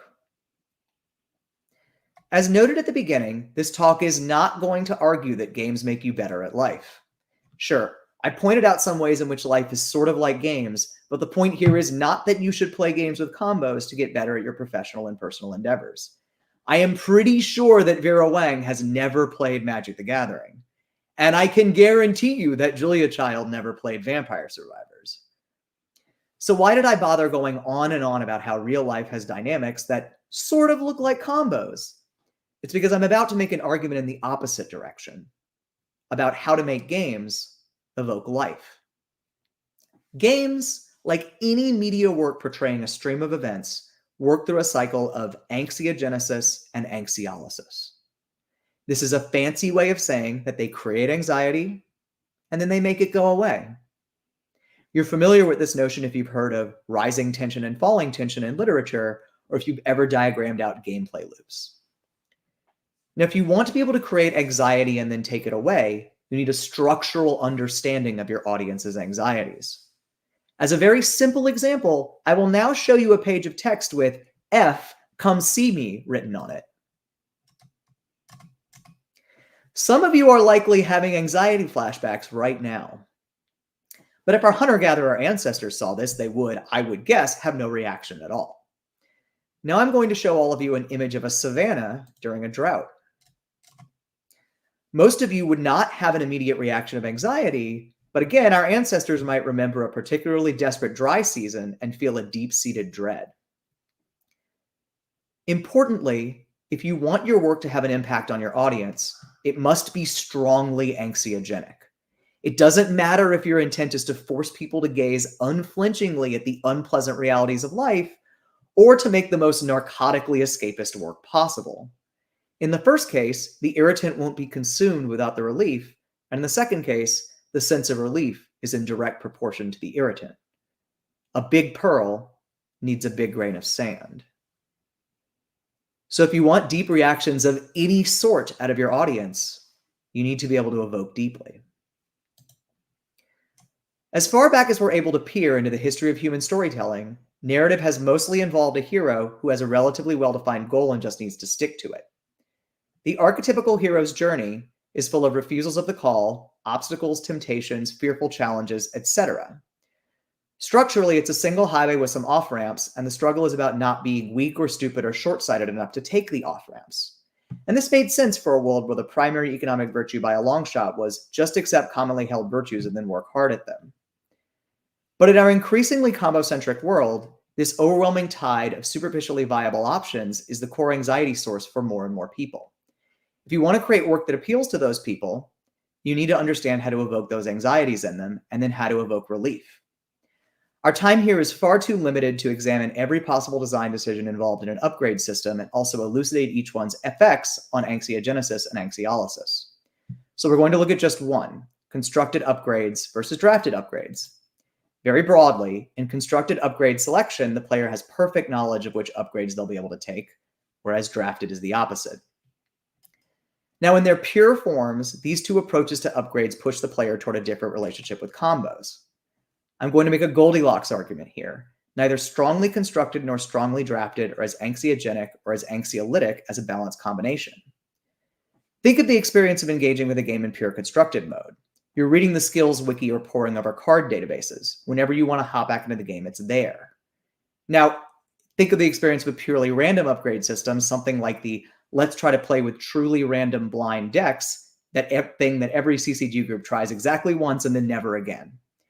By taking decision responsibility away from you, the game makes itself less anxiogenic. Now, these two modes of engagement certainly have the ability to create anxiety, but these approaches are not going to be maximally effective at creating long-term audience engagement because they are not structurally reflective of the anxiety people feel in their everyday life. So what form is? Well, let's look back at our 3 exemplar biographies. Within the subset of existing self-improvement areas that were opened up to each of them by chance, they had at least some control over how and how much to invest in each one. We'll call the upgrade design pattern that maps to this reality the drafting mullet approach. It's drafting in the front, constructed in the back. To use Soren Johnson's terminology of pre-luck and post-luck, the skill areas that are available at all are subject to pre-luck, and then player decision determines the allocation of upgrade points within them. And of course, games with this structure exist. The seemingly omnipresent 3-pick-1 format of roguelite upgrade systems is popular because it's a simple and elegant way of achieving the drafting mullet. As typically implemented, it's only viable to pursue the subset of combos for which you are offered one component early enough in a run that you might still draw the others. For those combos that you actually are offered an option on, you have some freedom about how deeply you dig into each one. But there are plenty of other examples. I'll leave it as an exercise for the reader how this principle is implemented in Heroes of Might and Magic, Caves of Cud, RimWorld, and Auto Battlers. I'll also leave it as an exercise for the reader to apply this theory of anxiogenesis, anxiolysis, and combos to all the other possible elements in an upgrade system. Since we're a roguelike enjoying crowd here, I suggest the following design threads to pull on: methods of creating combo density, rarity systems, and the interaction of upgrade systems with simulationist world models. So here are your takeaways from this talk. Combos are definitionally non-obvious. Life is increasingly complex, and thus increasingly about finding combos. If your goal is for your game to reflect the anxieties and reliefs of people's real lives, design your game's upgrade system to open a subset of possible upgrade areas, but then give players freedom to choose which combos within that subset to pursue. Thank you, everyone. I guess I'll take questions in the breakout session. Excellent. Thank you, everyone hooting, hollering, having their minds blown about Julia Child in chat. It is a wild one. Who also literally is in the process of quitting my games job to take a sabbatical to pursue my other skills. This talk came from me personally. So I was about to say, like, what kind of combo type lifestyle would it say if you got a degree in moral philosophy? And I mean, like, you know, that would if you're not careful, Alexa, you're going to be in the V2 of this in 10 years. Listen, that's my goal, honestly. Thank you, Andrew. And yes, hopefully if people want to stick around and ask questions later, they can do that. And yeah, thank you for the fantastic presentation. Thank you for running Roguelike. Yeah. All right. Excellent. Which, yeah, to mention the breakout, you know, everything at the preview event's a little informal. And I think that our speakers from earlier, the academic philosophers, lift all their names off.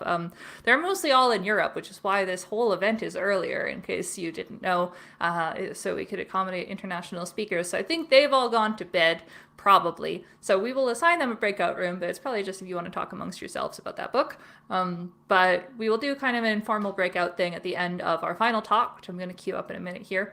So just to mention that, I'll just assign that the Body Singers stage, the Singers stage, that'll be for talking about the Roguelite Game Studies book. The Joust Arena will be where you can talk more about combos and living a combo-full life with Andrew, if he's able to hang around. And then the Whip Show will be where we'll talk about the subject that I'm queuing up next, which is about Magic the Gathering, speaking of combos and drafting and everything being a roguelike. This is a pre-recorded talk because Gavin Verhey, who is our speaker, had a kind of thing come up on the weekend that he wasn't able to be here live, but he thankfully made time to talk to me on Thursday, so this is a very freshly recorded talk. So apologies, won't be able to do live speaker Q&A, but I hope that it will still be a really good time, and I had a fantastic time, so I'm going to cue that up, and we're just going to play this video. We're doing a special pre-recorded Roguelike Celebration preview event chat with Gavin, who's kind enough to find the time to join us. Gavin, how about you start out by introducing yourself a little bit? Hey, thanks for having me, everybody. So my name is Gavin Verhey. I'm a principal game designer on not an indie game, although maybe at one point it was, but a game called Magic the Gathering. Now, this is kind of an innovative thing where it's a card game. You don't play it digitally, although you can, of course. We have Magic the Gathering Arena you can play, but I operate mostly in the paper space. So we're working with cards that you shuffle and put into a deck. And I've been working there for about 13 years now. And in the decade before that, I was a professional player. So I have a lot of experience working on this stuff. And it's very near and dear to my heart. And I love roguelikes. And I think Magic and roguelikes actually have a lot of overlap. So a lot of fun to be talked about there. Yeah. And so we're going to do this fireside chat style. We got some questions collected to get into. And yeah, it's really interesting because I think that the idea, Magic the Gathering, not the first thing you'd think of at roguelike conference, but I know there's a lot of overlap between Magic fans and roguelike fans and kind of our audience. And I agree that there are, especially in certain formats, a lot of overlap. And of course, we know with Slay the Spire and everything, card-based roguelikes are in some ways the roguelike du jour of the last few years.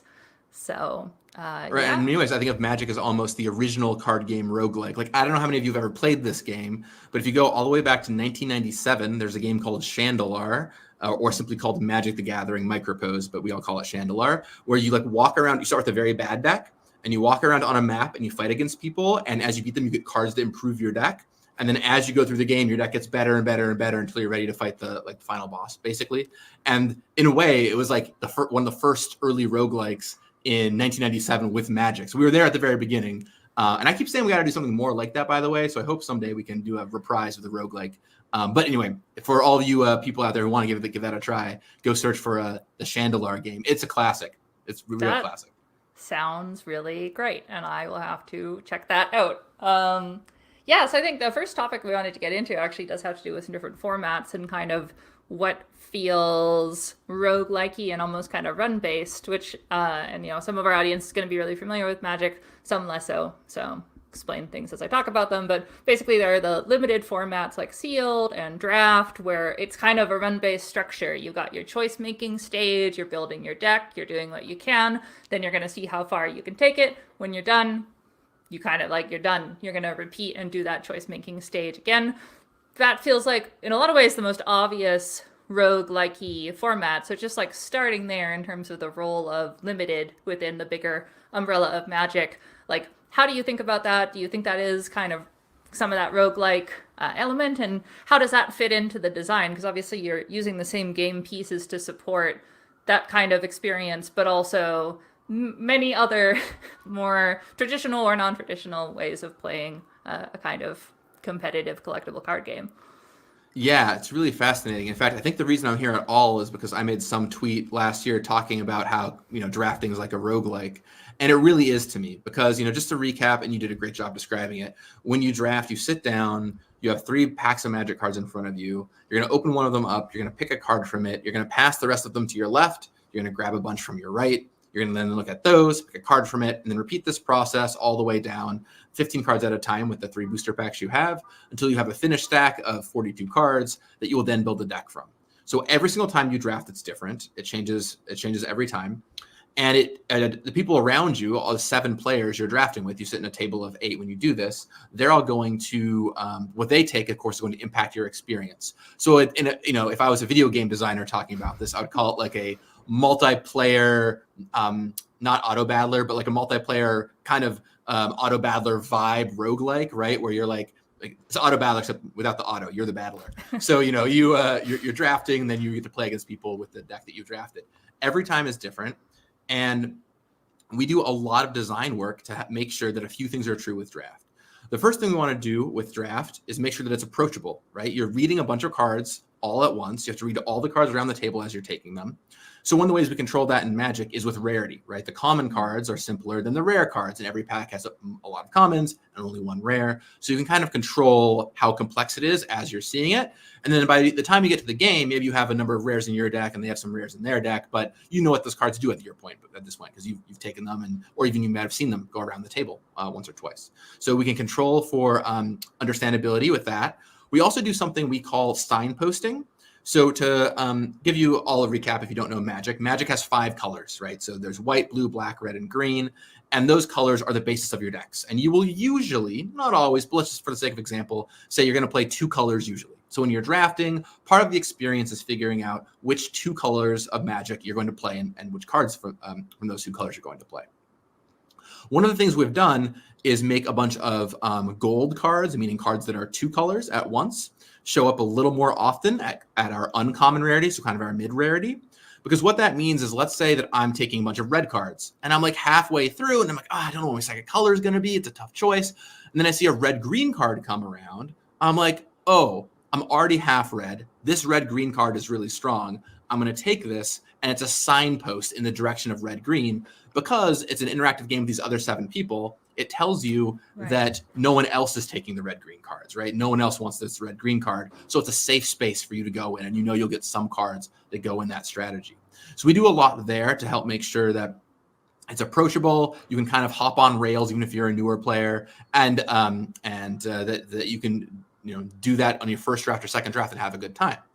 Now, on the flip side of things, another thing that's very true of roguelikes is we want to make sure that it's deep and replayable, right? Because if it's solved very quickly and you get into the draft experience and you're okay, here's, for example, there's a couple sets that this is true for, where the gold signposts were so strong and the strategies were so apparent from the commons that you read, that it lost a bit of that depth because you're like, okay, the best thing to do is to take a gold card right away and then just force those 2 colors and make no more decisions. And that's bad, right? We don't want people doing that. We want you to have that depth. So we do a lot of things to make sure that your first 3 drafts are good, but also your 30th draft is also good. And some ways we do that are making sure there are uncommons that are strange that you can build around. Oh man, there's this really weird uncommon. It only shows up every now and then, but this time I opened it and this time I have to build my weird deck around it, right? Like that's a very cool moment. We like to make sure that there's enough mana fixing. Like I said, often you'll play 2 colors in Magic, but sometimes you can splash and play a 3rd color or something like that. So we will like to make sure that there's enough mana fixing that allows you to play more colors if you want to, so that you can dig into that if you want. And sometimes even have a unique deck that is sort of like the 11th option, where you play all 5 colors together and you like make your deck kind of work, and you get to play some very strange cards.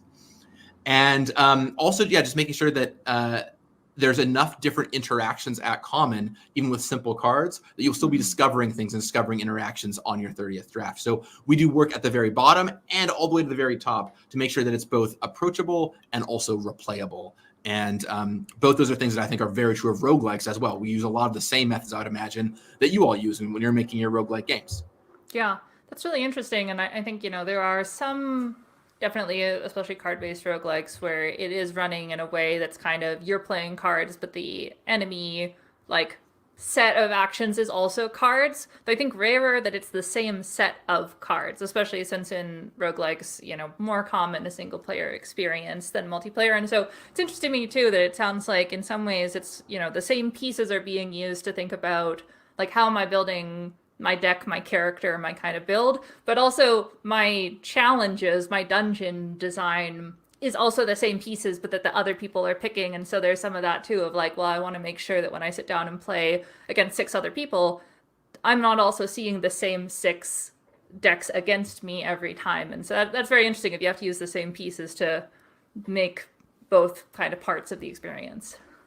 It's got a lot of upsides and downsides to it. You're absolutely right. One of the great upsides of it is that because of the color system, it's a little self-balancing. Let's say that we make a draft format. And one of the cool things about Magic, by the way, is every single new set has its own draft format. And players talk about them because it's all new cards, right? So when our newest set, Duskborn, comes out, okay, well, that draft format's going to be different from the Bloomborough draft format, which was a few months before. So every single set gives you kind of a new game, as it were, to play, a new expansion, or however you want to phrase it, that you get to play with. So let's say that the colors are a little out of whack, though. We try for color balance as best we can, but you know how game design is. It's never quite 100% perfect, right? But unlike a digital game, we can't patch it. I can't call everyone in the world and say, hey, can you just write an extra white mana symbol in the top corner of this card, or change that 3 to a 2? No, that doesn't work. But one of the great self-balancing things about draft is even if you're a little bit off, because everyone has the same card pool and you're limited to certain colors, it self-balances. So let's say that we make white too strong in a draft format. White is a little better than everything else. Well, okay, everyone knows that. So we all sit down at the table. We're all going to the same shared pool of cards. And 4 of the players are like, I'm definitely going to try and play white. Well, that means that all the good white cards are going to get distributed amongst those 4 players. And they're going to end up with weaker decks overall. Where maybe blue is a little bit weaker, but because there's only one blue drafter at the table, they soak up all the blue cards. And then their deck is actually quite strong. So it has this amazing self-balancing mechanism in draft that we talk about a lot. It's honestly a huge fail-safe we have, because we know that we can make sure that players are able to find the strategies that even aren't necessarily at the top that'll still be successful. So that's really good. The flip side of that is that because everyone's using the same card pool, as you said, we can't make specialized things for our bosses, right? Everything we make has to have this strong concept of net fun in mind. If you're playing, and I'm sure net fun is something that we're all familiar with, but just to recap, the idea of when you're playing a one-on-one game, if you do something that makes your opponent not have fun, how much fun are you gaining from the experience, right? And how negative is that impact on your opponent versus what you're getting out of it? When you're making a digital PvE game, for example, who cares if the computer's having fun? It doesn't matter, right? You could take away all their action points and all their resources. They're not going to cry. You're smashing them. You're having a great time, right? The thing that has to be considered the most is what the computer is doing to the player to make sure that they're not doing something that will make the player feel really bad. But in Magic, because we're all using the same shared card pool, we have to consider that across all interactions. So we want to make sure that we're trying to keep the net fun pretty equivocal, so that if I do something that really makes, really hurts you, it gives me this huge high. And it's not something that's a bit of a mix or not quite equivocal. I'll give you a great example. So in Magic, the way that you kind of generate resources you can use is you play a land. So every turn you get to play a new land down, and then you use your lands to get the mana to cast your spells. And so every turn you play a new land, and as the game goes on and on and on, you have more lands in play, which can let you cast bigger and better spells. In the very early days of Magic, there were a lot of cards that destroyed lands. There were many cards that destroyed lands, many people played with them. But what we found is, if you get your lands destroyed, you might not be able to even play your deck, right? 2 of your lands get blown up, and maybe you just can't cast cards anymore. You're just out of the game. Now, on the opponent's side of the table, they just played some card, put it down. Who knows? You blew up one of their lands. It doesn't even impact their creatures or anything that's in play. You just destroyed one of their resources. And that's a great example of an imbalance of net fun, because the player that got their lands destroyed, they literally feel like they're out of the game. They can't do anything. But if the player that was destroying their lands, it was just some one random card they played that they might have not even noticed the immediate impact of. Because also the information of why it is so impactful is often hidden in the other player's hand. So it's a very large net fun imbalance. So as a result, we've mostly gotten rid of, at least aggressively priced, land destruction in our game. And so those are the kind of things we look at as we're building out strategies. The flip side of that would be, if there's a strategy that's just immensely fun to play and doesn't necessarily detract from the opponent's experience, we love promoting those, right? So we love making strategies that people just love to play, even if they're not always the strongest or taking away from your opponent's resources, because it will just mean people will be happy playing them, and it increases the net fun in the game overall. Right. So yeah, very different with a player versus player, same card set environment as opposed to a PvE style environment. Yeah, that's really interesting, and it makes me think one of the things that I feel like a lot of I remember reading this about Slay the Spire, which I think has been a big influence on the card-based roguelikes of the last few years, is having the freedom, since it's a single-player PvE, to go really swingy, of you can make these combos that feel completely broken because, well, best case, it lets you win that run really easily, but, it's going to be a full reset anyway. But like you said, the computer, it doesn't matter that it just got annihilated and had no chance anymore, which is different in a PvP. But I think there's still a lot of desire for the swinginess of the feeling of the highs are highs and the lows are lows. And so I wonder how you think about that in the context of drafting. And we actually, one of the notes we had about that was thinking about how the matches are structured and how the tournament is structured, because it's interesting that I guess the arena, so the digital form, the default draft is best of 1 matches until you get 7 wins or 3 losses, which is kind of risky. It's just kind of a one-on-one, versus apparently in-person drafting is usually best of 3, so a little bit more of a smoothing. And so that's something we're interested in, of just that detail and ways that you can play with how volatile or swingy that experience is, while making sure that the net fun is high. Yeah, okay. Well, first I'm going to tackle one of the first things you said, just because I think it's pretty interesting, and then I'll get into best of 1 versus best of 3. So in terms of variance and making sure that you have some of those high highs without necessarily taking net fun away from people, one of the things we really like for that are rares, right? You can have some rares that are very strong or do very unique effects that create these big swingy moments. One thing that is very important to us is that Magic does not become too chessy. Right? We never want it to be because I'm better than you, I will always defeat you 100 games out of 100. Now, Magic has some built-in ways for that. You have to play your lands, you draw them from your deck. Sometimes you'll have mana problems.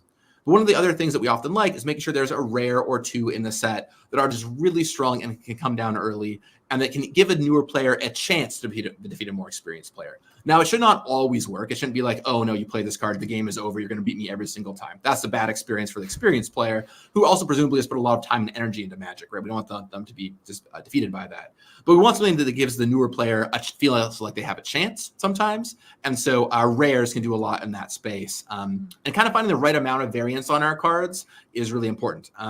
We don't want a card that flips a coin to be a really strong card you're playing with, because that variance is very in your face. It's very what we call bingo-y. It's this is it. This is the randomness. It's here. Do you win this coin flip or not, right? But we do a lot of things that can create varied outcomes. For example, revealing the top 3 cards of your deck and playing 1 for free. Okay, well, it kind of depends on how you built your deck, and you're getting some choice there. But even though you're getting some choice, it is among 3 random cards from your deck, ostensibly, right? Another bit of variance is just drawing cards. People often forget about this, but yeah, you have variance every single turn based on what card you draw, and just ways that you draw more cards creates more variance in the game sometimes. So anyway, that kind of answers that first question. Bingo variance and like the bingo feeling, that's a terminology I think I'm going to steal out of this. So that like no effort, just to kind of like, if I get lucky and I get the line, I win, and how that, yeah, it's a little, not always the best kind of swingy. Right. It's very in your face, which can be fun, maybe in a PvE experience sometimes. But for a PvP experience, there's the other player, you have to be like, oh my gosh, I can't believe they hit that. Like, I'm, a little irate about it. So we try not to do too much bingo-iness, especially if it's face up. In terms of best of 1 versus best of 3, right? So in paper Magic, here's how a draft works. And I think this is quite interesting in terms of like kind of when you compare it to a PvE environment. So you have 8 players, you sit down and you draft. And you play a match afterwards, and it's best of 3 games. And if you win that match, you then go on to play a player that won their match. And if you win that match, then you go on to play the other player who has won both of their matches, right? So at the end of the draft, there's 2 players playing against each other who have both won both of your matches. And it has this kind of very interesting natural difficulty scaling, much like how you would build in a PvE experience, where when you start, you're playing against some random encounter, but then by the end of the draft, you're playing against the strongest opponent, theoretically, in the draft who's won both of their matches, which helps that difficulty scaling as you go up. And I think that's a very cool way to do it and makes a lot of sense. On Magic the Gathering Arena, we prioritize some different things, and we have more tools at our disposal. So on Arena, it's best of 1 game because people just want to play against different opponents, right? There's a lot of excitement in like playing against more people. And unlike a draft where you have to assemble 8 people, on Arena, you have thousands of players playing at any given one time. So why not switch that up a little more often? The other thing we do is we get better matchmaking heuristics. We can do a lot of things as we're looking at who to pair you against that, you use behind the scenes information, like how many games you won, what other pieces of matchmaking the system might have available. Like, you can imagine things like MMR or things in that space to help pair you more accurately, other than just how did you do this draft, right? I'll admit I don't know the specifics of how I work on the paper side, so I don't know the specifics as much of how Arena pairs you, but there's other tools it has access to. You can play best of 2 or 3 drafts on Arena. Some players do opt to do that, but by far the most popular way is best of 1. And it is, I think, just because we want to play against different stuff, right? They have a lot more fun playing against a different varied amount of opponents on average and having more experiences. The same way that when you're making a roguelike, you want to have a bunch of different feeling encounters, so you get some very different feeling things happening over and over and over again. It also means that if you play against a player who had a weak deck, great, you smash them, you feel like a genius, and you move on. And if you play against a player that has a bomb rare deck full of all the strongest cards, you're like, well, played my 1 game against them, I lost. Let's move on to the next thing, So it gives you kind of a pass there. Now, I'll call out that there is one big strategic difference between the two. When you draft in Magic, every card you don't use in your deck goes into what's called your sideboard, and your sideboard sits off to the side. After the first game of a match, you can go to your sideboard and swap any cards in from your sideboard that you want into your deck. So, for example, if I draft a card that says destroy target green creature, for example, I wouldn't want to put that in my main deck a lot of the time. But if I'm playing against a green opponent, man, that's like a card I really want. Or just simply if my opponent has a really strong rare and I'm like, I have to beat that rare, I might go look in my sideboard for a card that helps me deal with that rare card. So it is a strategic axis that you do lose out on by playing best of 1. And many highly competitive Magic players or tournament Magic players prefer to play best of 3 because A, it means that if you play more games, the player who's better is advantaged. And if you view yourself as better, you want to play more games. But also lets you kind of change your deck on the fly to fight certain problems. But with that said, the average player, the vast majority of players, just enjoy the best of 1 play and not worrying about sideboarding. So it really goes to show the different skill levels of players. It will show their preference about what kind of experience they want to play as well. Right. Yeah, that's really interesting. And actually, that was something that I wanted to talk about, that difference between some of the in-person Magic versus in a mode like Arena. Because when you're in that drafting pod, you know what the other cards going around are, right? Like you're passing it physically from person to person, and then those are going to be the decks that you're going against. But in Arena, that's not the case, is it? You're in like a big pool of like everybody who's drafted. So how does that play out in terms of the social element? It seems like adds this extra strategic layer to in-person, and these different kind of you have a different window of information, but then your pool is smaller. It feels like it would be a fairly different experience. But then obviously when you're designing the cards, it's the same cards in both. Yeah, for sure. So a couple of great things there. One of the great things about our digital game is you get to play a game of Magic whenever you want, right? If you want to play a draft at 2 a.m. and play through the whole thing, you'll have no problem doing that. And to be able to make that happen and make it efficient and fast, there's just some trade-offs you have to consider. And one of them is, hey, to be able to play at any time and not worry about sitting around for the whole time, let's let you play against anybody. I'll give you a great counter example. So on Magic the Gathering online, you can still do this, and for a long time it was true. So we've got 2 digital games, not to be confusing. There's Magic Arena and Magic Online. Magic Arena is the newer one and the one that is, I'd say, more of our benchmark, or it's more of the what people see when they come into Magic. But Magic Online is maybe the slightly more competitive one, but also the one that's been around longer. They have different feelings to them, I would say. And on Magic Online, Magic Online came out in 2001. So it was one of the first games kind of like it on the market anywhere. Wow. And when you wanted to draft on Magic Online, you would join a draft and you would play against, you would draft, it's just like real life. You play against the other 7 people that you would join. You'd join your draft pod, you'd fire up, you would play against people that are in the same pod as you, which is in many ways a great experience. You'd play against people that have all seen the same cards, you all pulled from the same card pool. It's a great, and I love drafting that way. The challenge comes like this. If I'm going to sit down to draft in this draft bot on Magic Online, how long is it going to take? Well, it could take between 50 minutes and 3 hours. Mm-hmm. And I have to stay there the entire time. I can't leave in between. And it just makes for a really tough social experience because I don't know how long it's going to take. I don't know when I'm going to be able to go. And there's a lot of downtime too. If I finish my match in 10 minutes and the next round they're still playing and it's going to take them 50 minutes, I'm just sitting around for 40 minutes, but I can't really go start up a new game because well, what if they finish? Mm-hmm. So it's not a very user-friendly experience for a digital game, or at least if you're in person at a game store, you can go do something else, watch your friends match, any number of things, right? So with Arena, we kind of made the call that, okay, yeah, it's maybe not exactly the in-person experience, but it lets you play games rapidly. You can draft at any time and then play at any time, and you don't have to worry about sitting around for the whole time. If I want to draft and I got to go somewhere and I want to play my games later, I can totally do that, which is well worth it, I think. Mm-hmm. In terms of the design elements, though, there are some things we think about. So with Arena being so wildly popular and Best of One being the main way people play on Arena, we've started changing our card design ever so slightly. Mm-hmm. So one of the things that we've started doing is putting a lot of cards that would traditionally be sideboard cards and finding ways to make them get into your main deck.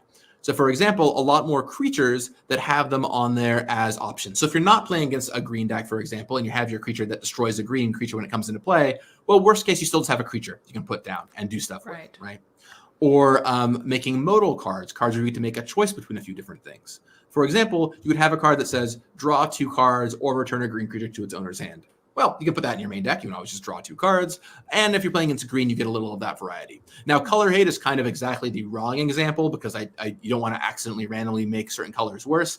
But things like artifacts or enchantments or cards that cost a lot of mana that we often put sideboard cards in our sets that you can bring into fight against, those are cards you'll often see get attacked by these kind of new wave of main deckable what would have previously have been sideboard cards. So it is something we think about as we're actively designing, given the digital version is so popular of the game. Yeah, that's really interesting because I think that, roguelikes being more commonly the instant gratification, sit down, play a run whenever I want. I don't usually have to accumulate a bunch of other people. I'd love the roguelike that meant 8 of us sitting around a table playing a roguelike. People keep trying physical games. This might at this point just be playing board games, but I think the idea of a roguelike that you all play together has a lot of charm to me, right? You think about all the battle royale style games or auto battler style games. There's a lot of fun, just old style LAN parties, a bunch of fun to all play in the same game together. And I think it's great when games can let you build your own lobbies, right? So if you want to all play together, you totally have the option to. But ultimately, the ability to, in your sweats at 2 a.m. fire off a Magic draft is pretty powerful. Yeah. If I had to find 12 people to play Balatro, that would be a problem. But so it's interesting of the shift that you're talking about because that the way that people draft in Arena feels a lot closer to what people often are trying to get out of roguelike. So it's interesting the changes that have been had to make to the cards themselves to accommodate that. Also interesting, since Arena means you can also just draft way more. It's way quicker. I don't have to assemble a draft pod. I don't have to set aside that time. I don't have to go to an in-person event. that means there's a lot more drafting happening. That means there's a lot more data, and the players have ways to also get access to that kind of quantitative analysis. There's websites like, I guess, 17 Lands that aggregate data, pick rates, win rates. And, we've talked sometimes at Roguelike Celebration about how player awareness of optimal play can impact everybody's experience in the game. And even whether or not that's an accurate depiction of optimal play, just having that in the air can kind of sour some of the feelings as you play, or at least modify how it feels. So I'm curious now that is also something that comes out of this rapid drafting arena environment, if that's something you think about, and if that has any impact on how you have to design the cards, knowing players have that in their hands. Yeah, I'd be lying if I said that one of the first things our development team does, our play design team, which is kind of like the end stage development does, when a new set comes out, is about 3 days in, they start refreshing 17 lands to see, okay, how close are we? How far off are we? What are the disparities looking like? And then how it changes over time, right? Because often it changes over time. Mm-hmm. But one of the great things about Magic, and draft in particular, as I mentioned earlier, it is self-balancing. So even if you are a little off on a color, there's a great amount of self-balancing that it does. And number two is it's very contextual. And I think this is a huge asset we have for us. You can see that a card has a really high win rate, but it doesn't mean it's going to have a high win rate in every single deck, and that you should always take it. For example, if you make a card that gives buffs all of your creatures, well, if you don't have a creature-heavy deck, it's not going to be that strong of a card for you to actually play with. So what I find with data sources like 17 Lands, which is one of the main ones, is they're great directionally. Like looking at them will give you a really good idea of directional information about the format, what colors are strong, what cards are generally strong.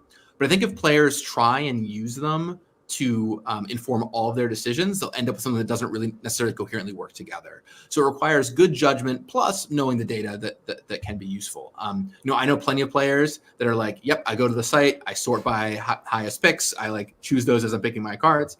And I know plenty of also other successful players are like, I never go there, right? I pick the cards. And not to make it like a generational divide too much, but someone on Twitter has talked about how it's almost like a Zoomer versus Boomer thing, or a lot of the old school Magic players who are just have been doing this for a long time and are really good or whatever. They're like, I know how to evaluate the good cards. I don't need this. I'm fine, right? And then a lot of the newer generation is like, no, you gotta look at the data and look at the rates, and we take those cards. And neither one is wrong. Both older players who've been playing a long time and are experienced, and newer players coming in doing this other method have had really good and positive experiences and can do quite well. But it's a thing we think about. And basically what it means is if the biggest thing it means for us in design is that if there is a flaw in your format, it's going to be discovered and exploited very quickly, because within 24 hours, a couple days, people will know which colors are favored. And, people want their edges, right? A color is better by 3%. So that's 3% of an edge that you have, which means that we try and do things that both bring down the odds there will be something entirely out of whack. And, there are various processes we do when we're looking at the power level of our cards to be like, how can we figure out the fringes? And also there are answers to everything. So that we have cards at common, for example, that can destroy artifacts or enchantments, or cards that can answer fast or slow strategies, so that if something does turn out to be too strong, you have options you can play to fight against it and hopefully create a variety of experience. I think we care about color balance a lot, but ultimately we want to make sure there's just a lot of different experiences you can have. And the self-balancing nature of draft kind of helps the color balance issue already to some degree, but making sure that the format is not too fast or too slow is something that color balance will not help as much. Because if the only good cards to take are aggressive cards, the whole format will be very fast. If the only good cards to take are control cards, then the whole format will be very slow. And we want to make sure that both strategies are very viable. So that's one of the things we actually look at just as much as color balance is format speed across all colors. So that's an area we can really mess up as well. So creating cards that can help slow things down or speed things up are great. I'll give you a wonderful example. So there's a kind of a class of cards that they're usually common or uncommon that give all of your creatures +2/+0 for a turn. Okay, it's just like an instant. It gives all your creatures +2 power. In Magic, you have 20 life. Creatures deal damage equal to their power. So giving all your creatures +2 power for a turn means you can hit for a big swing of damage. It's a pretty safe thing to include in any given set at common or uncommon, because usually it's not going to be too strong. but it means that basically you'll always have this kind of play a bunch of creatures, attack, play this, and deal a bunch of damage archetype available to you. So even if the format is really slow, someone could always draft this deck. Usually like an uncommon a little more now, so it doesn't come up all the time. One of the things we think about with rarity is how often these cards will float around the table. And a card like that is for a very specific kind of deck, you don't need 8 copies in the draft at common or 4 copies in the draft at common because only one player could ever possibly really want them. So often put that uncommon. Anyway, bit of a tangent there, but we think about this stuff a lot. But so we try and put in a few cards will help create their own archetypes and help create variety of format speed as well. So that's one of the ways we can tackle knowing that all this data is out there. But ultimately, the data is going to get collected, and we're eager to see it too. Yeah, it makes me think about, there's old discourse about spoilers going back, and talking about games like MetaHack and the experience of playing roguelikes with knowledge, beyond what you gather as a player or not, and how that affects your experience. And I think at the end of the day, there's advantages to both, there's disadvantages to both. And yeah, it's really interesting. And just thinking about, drafting obviously can really lean into all these ideas about different sets. And I just think it's interesting of, roguelikes at least have the opportunity to often split that into things like different areas or different levels or different character classes. And so, yeah, it's just cool how that translates. And I feel like if I was a roguelike designer taking inspiration from Magic, then that's kind of the breaking it down of looking at set to set. And that's almost kind of what you want in a roguelike from area to area or class to class. And one of the things that's quite interesting there again is when you're making a roguelike, and let's say that the classes are imbalanced, right? There's one that's very easy to win with, one that's very hard to win with. Well, it's PvE, so a lot of players will just enjoy playing the harder class because they want the challenge, right? And in fact, many roguelikes do this, where they have the easy to win with class that is like maybe a little more straightforward, and then the classes get harder and more technical as you go down. But because Magic is a PvP game, the best thing to do is always just play the best strategy. And so you don't get the I'm going to do the hard thing, or maybe some players do, but most people are not doing I'm going to do the hard thing, even though it's worse thing. So we have to be pretty careful about that. And once again, we can't patch our game, right? That's one of the huge differences as opposed to roguelikes. You're building a roguelike and the wizard is a little too weak. Well, no problem. We'll put in a patch. In Magic, we can't just buff blue. It's like better luck next set, So it becomes tricky. Yeah. I'm curious to circle back. It's funny, you mentioned something way near the start that was a topic we also wanted to get into, which was that signposting, that increasing prevalence of being able to have these cards that don't just tell you, here's a set of colors that you might want to play, but also they often give you some hints about the intended play style, because within all of those combinations, the draft archetypes, there's often kind of a vibe of like, here's the type of strategy that's kind of in mind for this combination.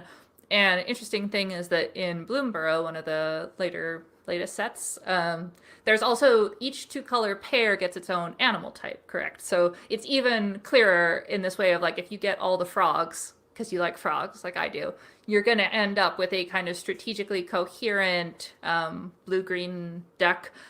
There's still some subtlety, there's still like supportive cards, but it is even further into this kind of like, I'm getting this information as I'm drafting that's kind of building me towards something strategically coherent, which is really interesting because roguelikes often also trying to convey a lot of information to players on the fly. The first time they're seeing something, give them the info they need to read it. And even thinking about synergies, and also shout out to like Amelia and Rourke, the volunteers who worked on these questions, because they're good questions. But like Hades, for example, you have all these different gods with upgrades to pick. There are complementary upgrades in pairs of gods, which also kind of thematically makes sense with some of who those gods are and their relationships in mythology.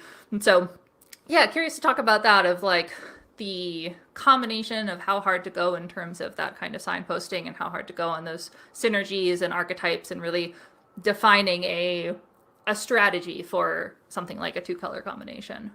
Yeah, I mean, wow, what a great question. So I'll just kind of tell a bit of the history and backstory here because I think it's all very interesting. Okay, so Magic's been around for over 30 years, and drafting came out about 3 years or so into its life cycle. Mm-hmm. And even now, over 30 years later, we're still finding new ways to innovate on draft. For a long time, draft was just like, I don't know, we'll make the cards, draft them, have fun, right? And then over time, we started figuring out some more nuanced things to do. And one of the big things we came up with, kind of starting in 2012, 2013, was this idea of draft archetypes, where it's exactly what you said, where kind of every 2-color pairing has a thing it's trying to do in the draft format. And then you have these 2-color signpost cards that are really loud about what that pairing is. So, oh, red black is about minotaurs. Well, hey, this is a minotaur and it's got a cool Minotaur Matters ability. Green white is about enchantments. Well, here's a green white card that cares about enchantments, right? So you can kind of walk in that direction. And there's a lot of ways you can signpost. And coming all the way up to where we are now with Bloomburrow, it's exactly as you said. I mean, it's funny. I had a point I was going to make that was basically just exactly what you said. But it's like, yeah, we were like, okay, well, an even easier way to signpost is what if every 2-color combination has an animal, and if you see a lizard or an otter, you know that's for black, red, or red, blue, respectively. So there's, we think a lot about creative in Magic, and one thing I love here is this is a place where creative and mechanics really intertwine with each other. Because otter is a totally creative thing for the most part, but the fact that it can mean something mechanically, hey, play all these together, and they all have a similar mechanical through line. For example, the otters all like non-creature spells. It tells you to go in that direction. And that kind of signposting is just really powerful. And Bloomburrow was a huge hit for us. And so many players love being able to dive right in and immediately know all the mice, done. I'll put all the mice in one deck together. In fact, a lot of our data shows that one of the most popular things in all of Magic, just Magic the Gathering period, are creature type focused decks because they're very easy to find handholds to play with. You just go look for, you're like, I want to build an elf deck. Great. Search for elf, put elf in deck. Boom, I've done it, right? And so having those handholds are very, very powerful. And Bloomburrow being about 10 animal types, each for the 2 color pairs, basically gave you those handholds to latch onto. Now, one of the dangers there, and we actually saw it a little bit in Bloomburrow, although I think we mostly avoided it, was that it can, once again, as I mentioned as a danger earlier, take away that agency from the experienced drafter. If you feel like the thing you always have to do is pick 2 colors and dive on in on those colors and play all the things, that means that your first few drafts are cool, but your 10th draft feels very repetitive. In Bloomburrow, we tried to make a bunch of uncommons that were like a little more sideways build-aroundy things. We tried to put in some other stuff like that. But ultimately, it had a little less than some of the other sets. And so some of our very experienced players that are drafting 30, 40 times are like, this set's too shallow for me, right? There's not enough different stuff to do. And that is one of the trade-offs you make. Now, I'm very proud of Bloomburrow. It's one of our most popular sets. Like, people love this set. But I respect that, make sure there's enough there at uncommon to make you feel like you get a variety of draft is really important for our experienced drafters. One other thing about it, too, is because it's a very synergistic set and people end up on these kind of directional paths very quickly. Drafting, say, frogs, go frogs, your decks often end up quite strong and quite fast. And because the decks are quite fast, it means that there's less room for the more unique, more offbeat stuff to thrive, which is one of those problems I was talking about earlier to kind of connect everything together, where if the format generally tends to be too fast, which this one definitely tends on the faster side, you don't have that variety of speed, which can choke out certain kinds of strategies. So that's the thing we try and be really careful with. And maybe Bloomburrow was maybe very slightly off the mark. It's still a good format. Players are still really enjoying it. But from the very top level of experienced players, that's some of the feedback that we've heard. So as you can tell, everything has a balance, counterbalance, right? Bloomburrow is way easier to onboard into, but you have this kind of other side of things. It's, I think, a little less deep for it. Now, it's the right set to do that for. It's very approachable. It's got a bunch of cute animals. It should be approachable.